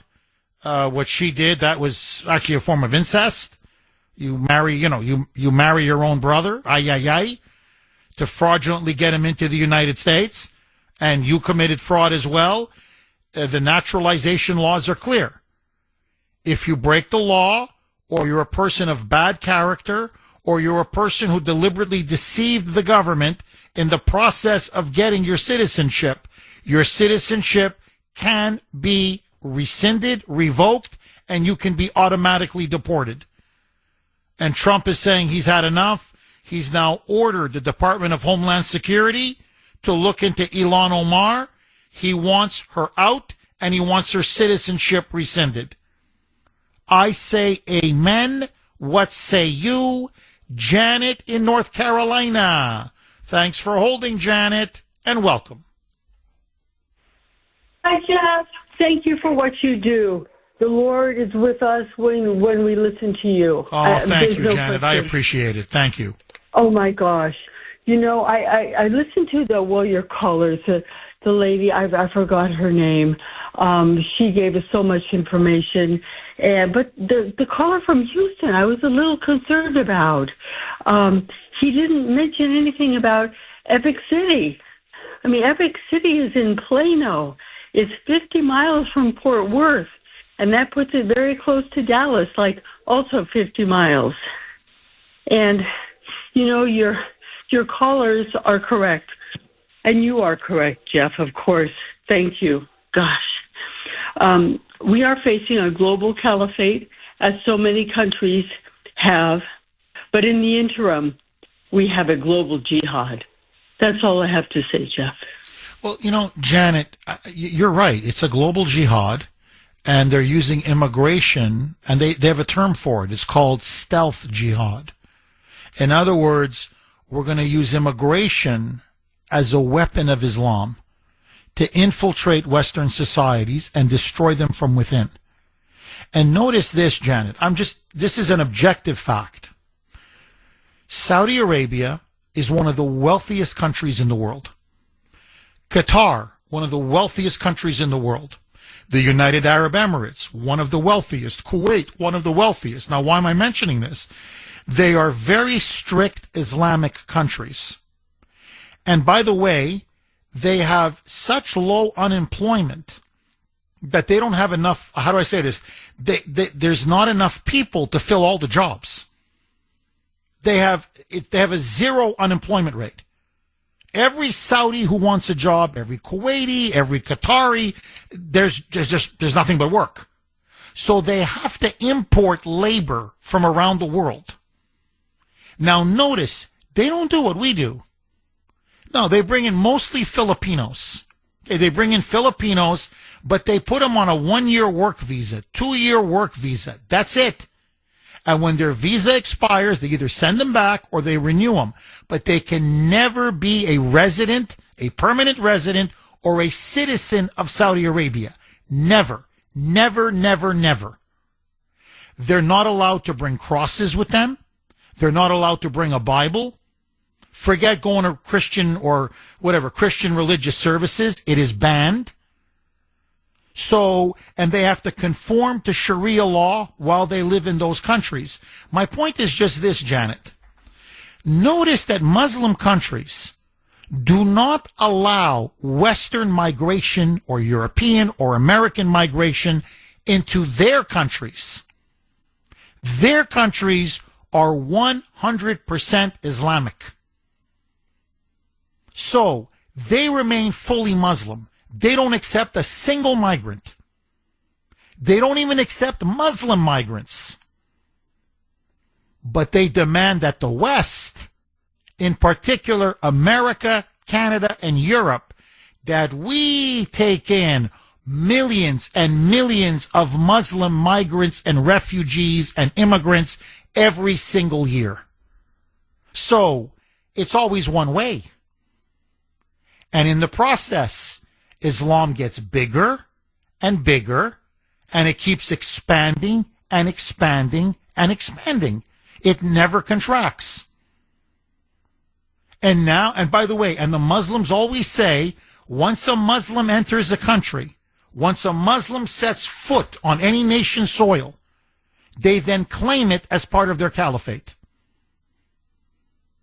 France, according to them, is now Muslim land. Britain is Muslim land. Canada is Muslim land. Germany is Muslim land. And yes, everything what you just mentioned, Dearborn is Muslim land. New York City is now Muslim land.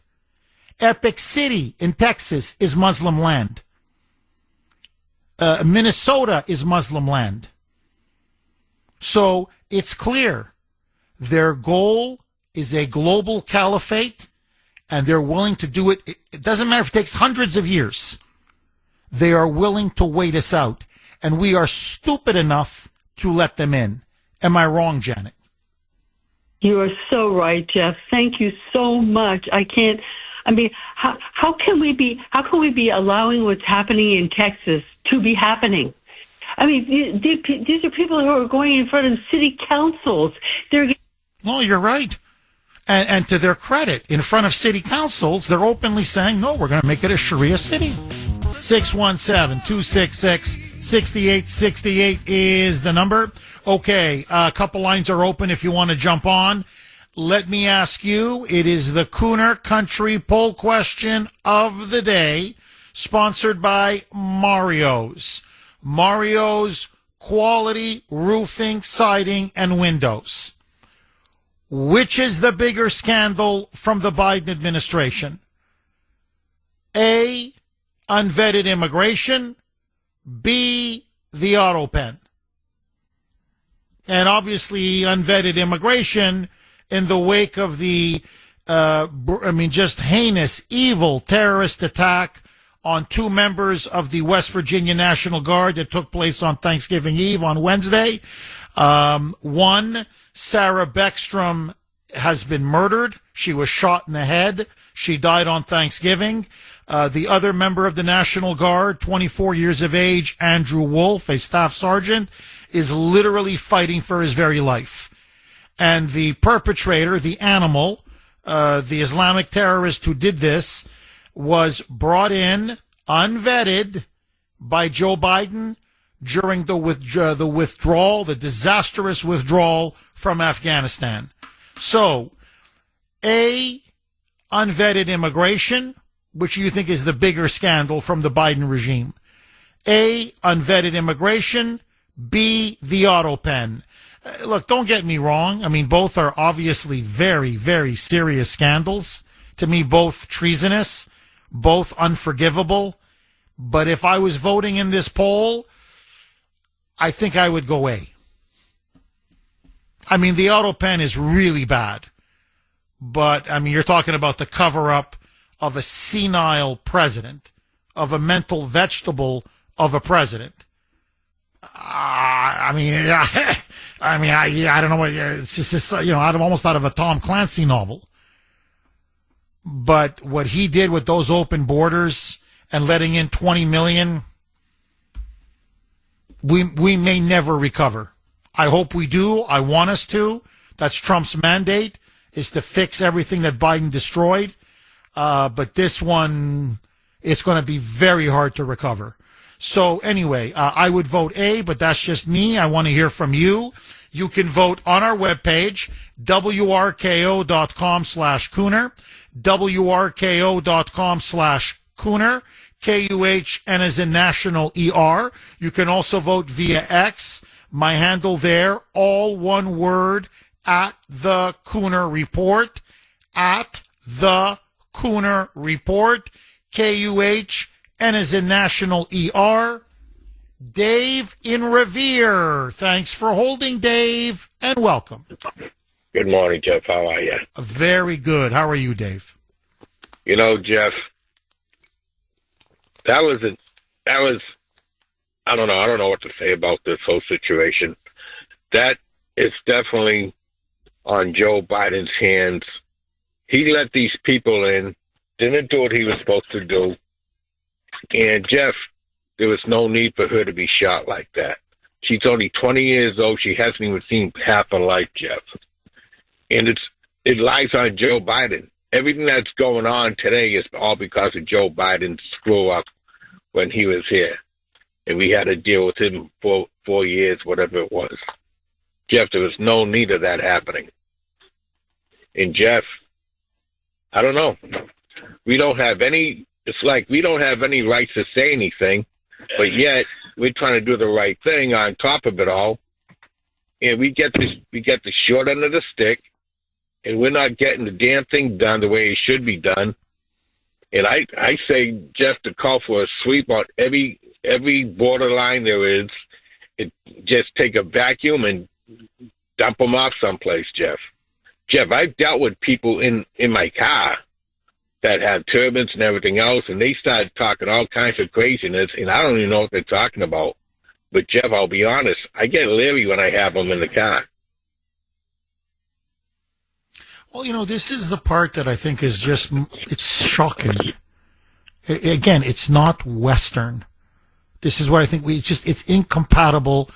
I'm sorry, I don't mean to be beat a dead horse on this, but it's incompatible with America, with Americanism, but frankly with Western civilization and Western culture. You come from a third world hellhole. I'm sorry, that's where they come from. And you're given asylum or immigration or refugee status or whatever. You're allowed to live in the freest, most prosperous country in the world. But you can't stop bad-mouthing it. You run it down day and night, and you refuse to assimilate? It's disgusting. It's just disgusting. And this is what's different about this wave of what the Obama-Biden migrants compared to every other wave of immigration.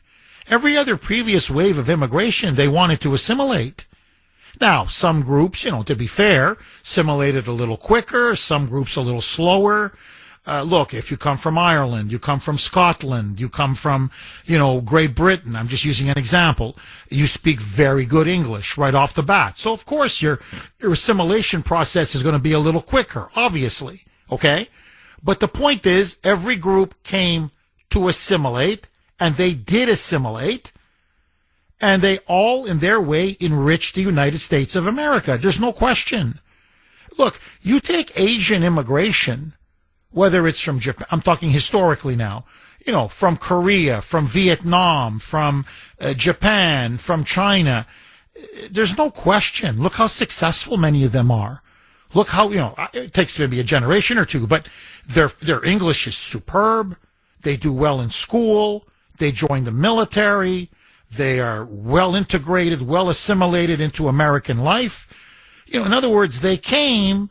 Yeah, they may eat, Asian food or whatever. They may still have a little bit of something from their heritage. But for the most part, it's obvious they're Americans. They came here to assimilate. This is completely different. They openly not just celebrate, they boast. We will not become part of the West and of America. Period. Full stop. In fact, the moment they come, they're already saying, we want to have Sharia law here, Sharia compliant courts here. We want to impose our way of life on you. We want to inflict our culture on you.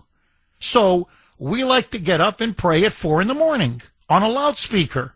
That may wake everybody else up. We don't care. Just to give an example, we're going to run around and terrorize Jews. Because that's what our culture says is fine. We hate Jews. And we're going to let you know we hate Jews. If we don't like something the United States does in the Middle East, we go on the streets and we burn the American flag and we say death to America. Now, you're insane. I don't mean you as in you. I'm talking about to the liberals.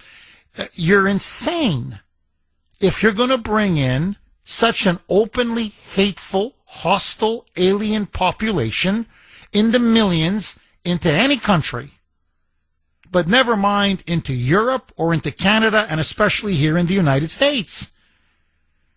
And look, I keep saying this over and over again, and it's a fact, and it drives the moonbats nuts. Show me one Muslim majority nation that is peaceful. Just show me one. You can't show me one because there isn't one. How do they treat their minorities? How do they treat their religious minorities? How do they treat women? How do they, I could just run. Minority rights are non-existent. They're non-existent. How do they treat gays? How do they treat lesbians? This is what I find incredible. That the Democratic Party, which is supposedly the party of feminism and of multiculturalism and of the LGBTQ plus community, and you're making alliances with them who literally throw gays and lesbians off of rooftops? By the way, oftentimes their imams will preach that if a woman is not properly, if her headdress or hijab is not properly put around her face, or if she's wearing makeup, even though she has the hijab, you have the right to throw acid in her face and disfigure her. I mean, this is barbaric. This is sick. And so I'm like, and we're bringing this in. Why? Like, how does this enrich us? And notice, here it is. You bring him in from Afghanistan, unvetted. He even fought and partnered with us. Yeah, he was a CIA guy. And he was part of one of their elite counterterrorism units, as I said earlier, part of an execution squad. So they brought a killer back. And the guy is in our country 4 years. Refuses to take courses in English. Refuses to hold down a job. Openly says, I don't want to assimilate. I don't want to. Doesn't even take care of his wife and his children. They're all on welfare. He then goes to Washington, D.C. What did Sarah Beckstrom ever do to him? What did Andrew Wolf ever do to him? And he ambushes them with the skills that we use to train him. Our CIA. One kill shot, the other one, it's touch and go right now. Andrew Wolf may not make it. Where's CARE? Where are all these Muslim groups? Why aren't they denouncing this? I'll tell you why. Because when he shouted, Allahu Akbar, Allah is great. When he shouted that out, we know what his goal is. We know what his motivation was. And that's what Biden has allowed into our country. And he's brought him in by the millions. By the millions. And Trump now, at the last hour, is saying we got to, basically, mass migration has to be met now with mass deportation. And he's saying we're getting them out. Because once they're in, it's like a cancer. And the other thing I have to give them their due. Look at this guy. 5 kids. He didn't take care of them. He sent them to school. They weren't even bathed with dirty clothes, and they weren't even properly fed. But he had 5. I can't tell you how many times I was just in Montreal over the weekend, okay, to see my family for a couple days. You go to downtown Montreal. It's Montreal-stan. The province of Quebec has become Quebekistan. It is inundated now with Muslim migrants, Muslim immigrants. But I'll give them their due. Everywhere you go, 4, 5, 6, 7, 8 kids. They're all on welfare, but it doesn't matter. 6, 7, 8 kids. The native Quebec population, you're lucky if you see 1. 2 is a big family. So the point, Dave, is demography is destiny. They send them to Europe. They send them to Canada. They send them to America. And you know what they tell them? Breed. Breed. Because one day we will not be the minority. One day we'll be the majority. And then we'll have the whip hand. And it's always the same program. That's the thing about the Muslims. They are very simple, very crude, very upfront. It's the same playbook. Oh, you know the play before it's even going to happen. When they're a minority in every country, they play the victim. They're all for minority rights, they're all for tolerance, and they play the victim. That's their shtick. The moment they become the majority, the second they become the majority, they ferociously attack and destroy the minority. It's the same playbook over and over and over. Trojan horse, they come in, please leave us alone, Islamophobia, we're the victims, as they're blowing everything up all the time. We're the victims, oh my God, poor us, poor us, poor us. We just want to be left alone, that's all we want, till they hit majority. 50 plus 1. The moment they hit 50 plus 1, they then attack the minority mercilessly. And no one has the guts to call them out. And look, they're in Spain, they're in Portugal, they're in France, they're in Germany, they're in Britain, they're in Denmark, they're in Sweden. I can run down. They're in Canada. I mean, they've already got half of Europe, and they're marching. And 25 years after 9/11, in the heart of New York, on January 1st, a Muslim, a supporter of Hamas, a supporter of Sharia law, will take the oath of office, and he will now be the mayor of New York City. They are conquering us piece by piece by piece. And we're just letting him get away with it. And that's why I commend Trump. Because he's the only one with the vision, the only one with the guts, the heart, to look at the big picture and say, if we don't reverse this, we're done.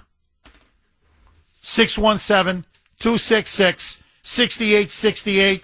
Agree, disagree. Dave, thank you very much for that call. In fact, here, let me just play Senator Eric Schmidt. He's a MAGA conservative, one of the few pro-Trump voices, genuinely pro-Trump voices in the Senate. Here's now what he said about, in the wake of that shooting, about mass migration from the third world, and especially from these Muslim hotspots. Roll cut 16, Mike. I think we need to take away every incentive possible that made this wide open border the Biden administration constructed. That's what they did, and whether it's a remittance tax, whether it's making sure that illegal immigrants aren't getting taxpayer benefits, we approached some of that on the One Big Beautiful Bill. But I think what you see here, Jackie, is all this mass migration needs to be met with mass deportations. So we have plenty of laws that are now being enforced by this administration to get people who shouldn't be here to go back to where they came from. We have to have the resolve as a country to go do that, because what the left wants to do, they want to, create controversy, create chaos, make it look like the ICE agents are the bad guys in all this. They're picking up bad folks and sending them back where they belong, not in the United States of America. So we have immigration laws that need to be enforced. Amen. Amen. Now, just very quick, because I want to go back to the phone lines. Listen now to Homeland Security Secretary Kristi Noem. She was on Meet the Mess on NBC. And she said, look, let's just put our cards on the table. Biden deliberately allowed over 100,000 Afghans following the debacle in Afghanistan to be flown into the United States. Why?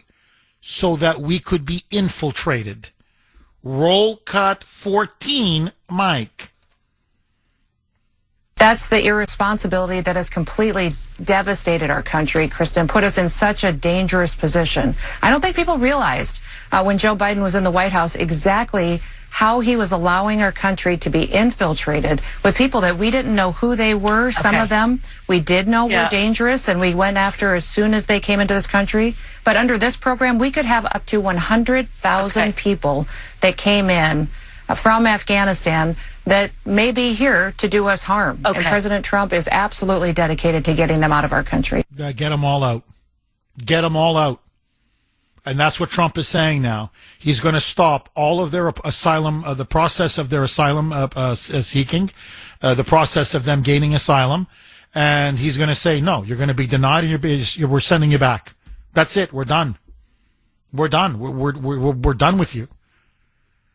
And we're going to do the same thing to the Somalis, and we're going to go community by community by community. Period. And I agree with him. This is the only way. It's really now or never, because the longer they stay, just ask the Europeans, the harder it is to get rid of them. Jimmy in Dorchester. Thanks for holding, Jimmy, and welcome. Morning, Jeff. I agree with you on A, but here's the thing. Do you remember Abbey Gate, Sergeant Vargas? Yes. Okay. We had a fundraiser, Jeff. I'm so old I'm forgetting things. I forget the dates when we had it, but he was at Revere Beach, and I think a lot of your callers, I think one of them was Wolfman, because a lot of the guys came on motorcycles from all over New Hampshire, Maine, everywhere. We raised money for him. And the thing that bothered him was where he lost 13 fellow Americans that he could have saved because he was the sniper that was told by high command. I wonder if it was Neely that was one of the guys that told him you can't take the shot to take out that terrorist, because 104 Afghans died, 34 of our fellow Americans were wounded, and he was one of the ones wounded.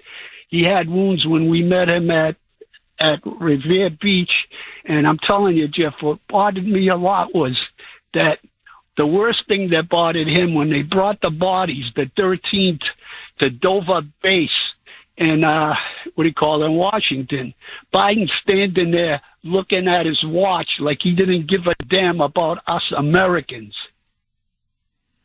Well, he didn't. I mean, he was looking at his watch because he was annoyed. He didn't want to be there because he didn't give a damn about those 13 and all the other innocent civilians that were slaughtered and massacred. And you know, Jimmy, the most disgusting thing of all, you're completely right. That terrorist bombing, that atrocity should never have happened. We had the terrorist in our sights. Our soldiers did at the airport. And they said, the guy's got a bomb. He's going to blow it up at Abbey Gate. I need permission to take him out. He was begging permission to take him out. And the answer, and this came straight from Joey, 617-266-6868 is the number. Okay, forgive me. Battling a little bit of a cold, so forgive me. Very quickly, I want to read this to all of you. You need to hear this. We knew we were right. We knew it. We said it repeatedly, but now it has been thoroughly and officially now vindicated. It is a conspiracy theory no more. Stephen Miller, one of Trump's deputy chief of staff and one of his top political advisors, has now come out, and this is what he wrote about immigration, illegal immigration, and under the Biden-Harris regime. Now remember, the Afghan national, the animal that shot those two members of the West Virginia National Guard, was quote-unquote paroled into the United States, as were all of these Afghans, 100,000 of them, as were so many others from Somalia and places all over the third world. Well, here now is Stephen Miller. Quote, the Democrat Party, via the Biden-Harris terrorist administration, devised a scheme to import illegal aliens into the country by the millions, granting them quote-unquote parole, which gives them work permits, which gives them social security numbers, which gives them access to the voting booth, and finally, hooking them on welfare like Hunter Biden hooked on drugs, all with the sole purpose of participating in U.S. elections and ultimately overthrowing the constitutional republic of the United States. In other words, it was an organized plan of sedition. And that's why they flooded the country with nearly 20 million illegals, and millions of them Muslims, and as we now know, among them Islamic terrorists and Islamic fundamentalists. And now, one member of the National Guard, Sarah Beckstrom, is dead at the age of 20, and another one is barely clinging to life, 24-year-old Staff Sergeant Andrew Wolf. 617-266-6868. Diane in Lynn. Thanks for holding, Diane, and welcome. Hi, Jeff. I think you just summed everything up in a phrase when you said no one has the guts to call them out on these things. It seems to me that most of the Muslim religion and culture is against our law.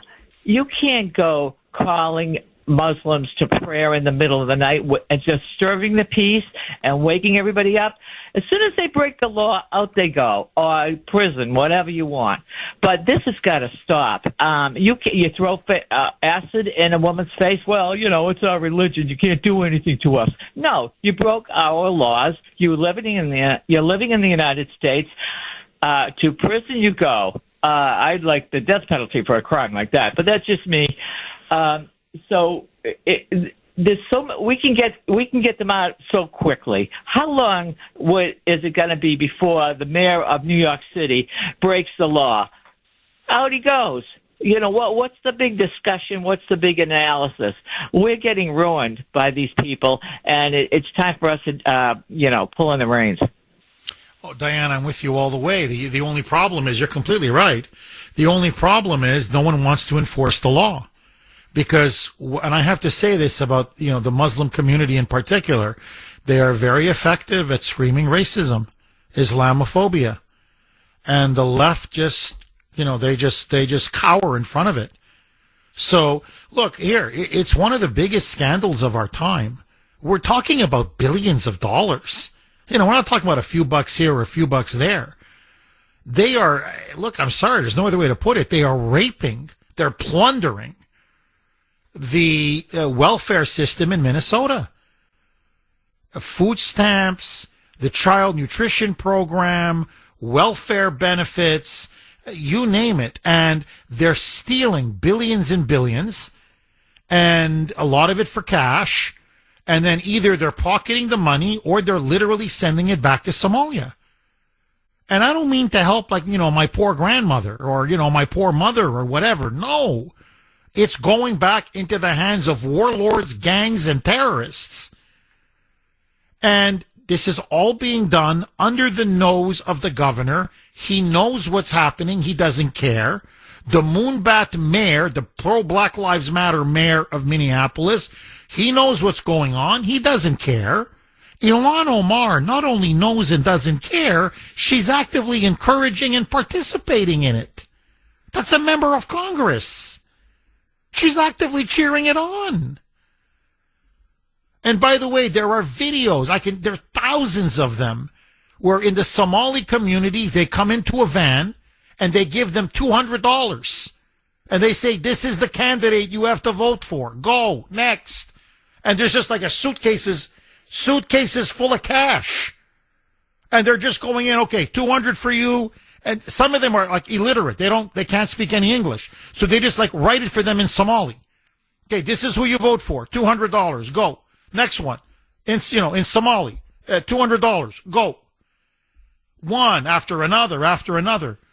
The state AG, who's a Muslim, Ellison, won't do anything about it. So what I'm saying, Diane, is they are subverting our country from within. 617-266-6868 is the number. The Minnesota Attorney General is Keith Ellison. And yes, he's a very devout Muslim. I believe, don't quote me on this, but I believe he was the first Muslim ever elected to Congress. Anyway, whatever it is, he is refusing to crack down on the massive welfare fraud, food stamp fraud, and this fraud in the Child Nutrition Assistance Program that is now running wild, really rampant, all across Minnesota, especially Minneapolis, St. Paul, where a lot of the money hasn't just been stolen by members of the Somali community, but literally taxpayer money has been sent back to Al-Qaeda-linked terrorists in Somalia, as well as very powerful murderous gangs. Many of those gangs have been allowed to come into the United States. 617-266-6868. Ken in Malden. Thanks for holding, Ken, and welcome. Good morning, Jeff. Hope you and your family had a great Thanksgiving. I want to be one of the first to wish you, your family, and the rest of Kuhner country a very Merry Christmas coming up. And Thank also, you. my condolences. Thank you, Ken. All the best to you and your family. I appreciate that. And my condolences go to the Beckson family, and wishing the prayers, thoughts, and prayers to the whole family and friends. Anyway, Jeff, you have to realize that the Muslim religion is not a religion of peace and tolerance, a cult of lies and deceits. If you go back just from 2000 to now, there have been over 60,000 terrorist attacks caused by Muslims around the world. They're taught from birth to lie to the infidels, but not lie to each other. So how can you properly vet them? You can't believe a word coming out of any of their mouths. Trump is not doing enough just to ban them from the specific Muslim countries that cause them problems. He has to ban it from everywhere. They have on it, like that woman that called earlier, they're out for a world conquest. They have, the first, right after, what you should do is open up the phone lines, have them call in and condemn the one that murdered Sarah. Have them condemn, say his name. They won't do it. The first thing they want to do you're completely right. No, Ken, really, look, they won't. They won't because they won't turn on one of their own. Because ultimately many of them support him. I think there's no question. And I think, Ken, you really got to the heart of the matter. Look, Islam means submission. That's what it means. They go, what does Islam mean? It means literally submission. Well, submission to who? Submission to Allah. So that means that for every Muslim, you are bound. I mean, if you believe the religion. I mean, there are many Muslims. Look, I don't want to get too sidetracked. People say there are moderate Muslims. Yes, of course they are. But they are cultural Muslims, meaning they don't really practice the religion. Maybe their parents did or their grandparents did. And so some, whatever, they won't eat pork or they won't drink alcohol, certain cultural traditions. But they're not Muslims. They don't go to the mosque, they don't pray, they don't read the Quran, they don't believe in Islam. So they're not really Muslims. I mean, they may be cultural Muslims, but so yeah, there are many, many moderate Muslims, of course. But we're not talking about them. We're talking about people who are devout followers of Islam. And Islam means submission. And that means you have to submit to Allah. And what does Allah demand? And this is very key. That every Muslim must follow the footsteps of Muhammad the Prophet. This is why it's very different from the West. We find it's because it's not Western. But that's why you make a joke about Muhammad. It's a fatwa and you're dead. If you you can do the most respectful drawing in the world. Let's say modern day Michelangelo. And you commission him to do a beautiful, stunning portrait of Muhammad. It will lead to Michelangelo's death. He must never be depicted in any art, in any pictures of any kind. To do that is a violation of Allah's law as stated in the Quran, because the Muslims believe that Allah presented himself to Muhammad, and that Muhammad then, the Quran, every single word is literally the word of Allah, dictated to Muhammad. That's why you can't burn it, you can't mistreat it. That's why infidels are not allowed to even touch it. I mean, I could go on and on. So, in essence, what they're saying is Quranic law supersedes any other law of any other country. Fundamentally, they are religious supremacists. If you want to put them at their... They don't just believe they have the truth. They believe that they have the truth and that this truth must be imposed upon the rest of the world. And that's it. There can be no peaceful coexistence. Now, if Islam is weak, then tactically you don't attack. So there have been periods where they go, well, how come in some periods they're more peaceful? They're more peaceful because they're weaker. So it's suicidal for them to attack. But whenever they're in the majority or whenever they're strong, they attack. And they conquer, and they expand, and they subjugate. And so the point is, Quranic law trumps the Constitution every time. For a devout Muslim, that's it. There's no other choice. Because he submits to Allah. You must submit to Allah and to his Prophet Muhammad. If not, you are a bad Muslim. There's a fatwa on your head. You're what they call an apostate. And apostates get stoned. Apostates get murdered. And so that's what we fail to understand. It is not a religion of peace. It's never been a religion of peace. And just one last point, because I know you probably know this better than I do, Ken, but you look at the life of the Prophet Muhammad. Now, again, this is a life and a person that every Muslim is commanded to follow, to emulate. You have to be like the Prophet Muhammad. So we often ask ourselves, well, how come so many men in the Muslim world have like multiple wives? Muhammad had multiple wives. That's why it's okay. Well, how come they tend to have like child brides? Like, underage girls as brides. Muhammad had child brides, including one that was as young as 9 years old. A 9-year-old. So that's why it's such a widely practiced custom. Oh, okay. Why do Muslims so easily pick up the sword and fight? Muhammad was a warrior. And by the way, Muhammad wasn't just a warrior who slaughtered Jews, who slaughtered Christians, who slaughtered other religious sects that were non-Muslim. He literally commanded the murder of civilians, including women and children. He was a military commander. So that's why, and the greatest call and the greatest martyrdom is to be a jihadist. Jihad. Because according to Muhammad, you are then guaranteed heaven and paradise with your 72 virgins. So that's Islam in a nutshell.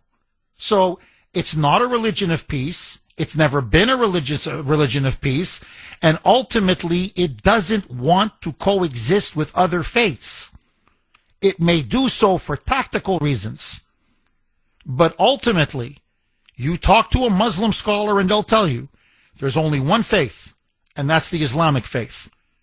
And that faith is destined to dominate the world. And that's the difference between the Shia and the Sunni, is how to bring about that. I'm telling you, that's what it is. It's about how do you bring about the end of days, where Muhammad will come down a second time and it will be the final triumph of Allah on planet Earth. So they have a slight disagreement on that. That's it. So this idea that Islam is compatible with Judaism or Christianity or Hinduism or Buddhism or take your pick, or with liberals or with atheists or with agnostics is a delusion. It is a left-wing, multicultural, woke, liberal, frankly, ignorant, stupid delusion. 617-266-6868 is the number. Kathy in Rochester. Thanks for holding, Kathy, and welcome. Thank you so much for that history lesson about Muslims, because really I think that most Americans don't have a clue what the Muslim religion is all about. It's, think about it. We've never studied it in school. We've never been told exactly, what that religion is all about. And people, I think, all need to take a little bit of action on their own part and learn more about the Muslim religion. Buy some books, research, not necessarily online, but learn more, because we are so naive as Americans. I personally think most Americans are really completely naive, because I live in a community with a lot of people from other countries, and I see how people from European countries, they're slick. They are really slick. They're out to make money, and I hate to say this, it sounds terrible, but they're kind of conniving, and they do whatever it takes to get ahead, while we as Americans sit back on our haunches and don't say anything and very complacent. And I think it's really time that the MAGA people reunite and start making our voices heard again, and start forcing some of these people to make the change. Because look at what has happened in Dearborn, Michigan. I mean, if that doesn't tell you what the Muslim, what Sharia law is all about, and how the Muslims completely will take over an entire city and just turn your American freedom city into Sharia law. It's insanity. And they're here to do that to the entire United States. And if we never listened to what Obama told us, Obama was in office to transform America. And, with Joe Biden letting in all those Muslims after the Afghanistan withdrawal, do you think it was really Biden? I think that was Obama, because, as we all know, Biden wasn't running the country. So this is all being done for a purpose, and America needs to wake up. But please continue to educate your listeners about the Muslim religion, because I think we all need this. We need a little history lesson on a daily basis or weekly basis. So thank you. Well, I appreciate it. No, Kathy, you're completely right. Look, and I'm saying this in the best of ways. I'm not saying this as a critique or an insult. Quite the contrary. I think Americans at times can be naive. When, especially Midwesterners above all, the expression, Midwest nice or Minnesota nice. They're very decent, good-hearted people. And so because they're so fundamentally decent and good-hearted, they think, well, the rest of the world must be like them. And I'm like, no, they're not. I'm sorry, they're not. I wish they were, but they're not. And so I think in that sense, Americans are a bit naive when it comes to foreign cultures, foreign groups, and especially when it comes to the intentions of Islam and Muslims. And you nailed it with Dearborn. Look, I'll be honest with you, but this is how they are. They can't change. So it's like in their DNA. They do the same thing in Europe. The moment they become the majority in a small town or a city, bang, they already start with the Sharia law and with being incredibly intolerant to anybody else who's a non-Muslim. And so, if you were smart, if you were a little devious and diabolical, you would say, hey, if I was paid as a consultant, if I'm a traitor, a mercenary, and they go, hey, Jeff, look, we want to take over America. How do we do it? I'd say, guys, shut up. Just shut up. If you've taken over Dearborn, act like nothing's happened. Shut up. But no, they can't shut up. And by the way, they never do. Never. So right away, they start with the Sharia law. Right away, they start with the prayer, the call to prayer, and then the speakers, the loudspeakers across the entire city, starting at 4 a.m. Right away, they start telling Christians, you're not welcome, get out. Jews, you're not welcome, get out. They start renaming every street or every street sign for one jihadist, one terrorist after another. And then they tell you to your face, we're here to conquer you. They tell you right there at the meetings, at the public meetings of the city council, they tell you to your face, we've got New York under Mamdani, We're getting Minneapolis with Ilhan Omar. We've got Epic City coming in Texas. We've got Dearborn. And tomorrow it's America. And they tell you, and they laugh and tell you to your face. They can't shut up. And they can't shut up. And this is I'm telling you, this is their big weakness. Because they're so convinced of their supremacy. It's like Hitler. Really. Hitler couldn't shut up. You always knew with Hitler, it's like the guy just can't stop blabbing. Like, shut up, man. No. He tells you everything.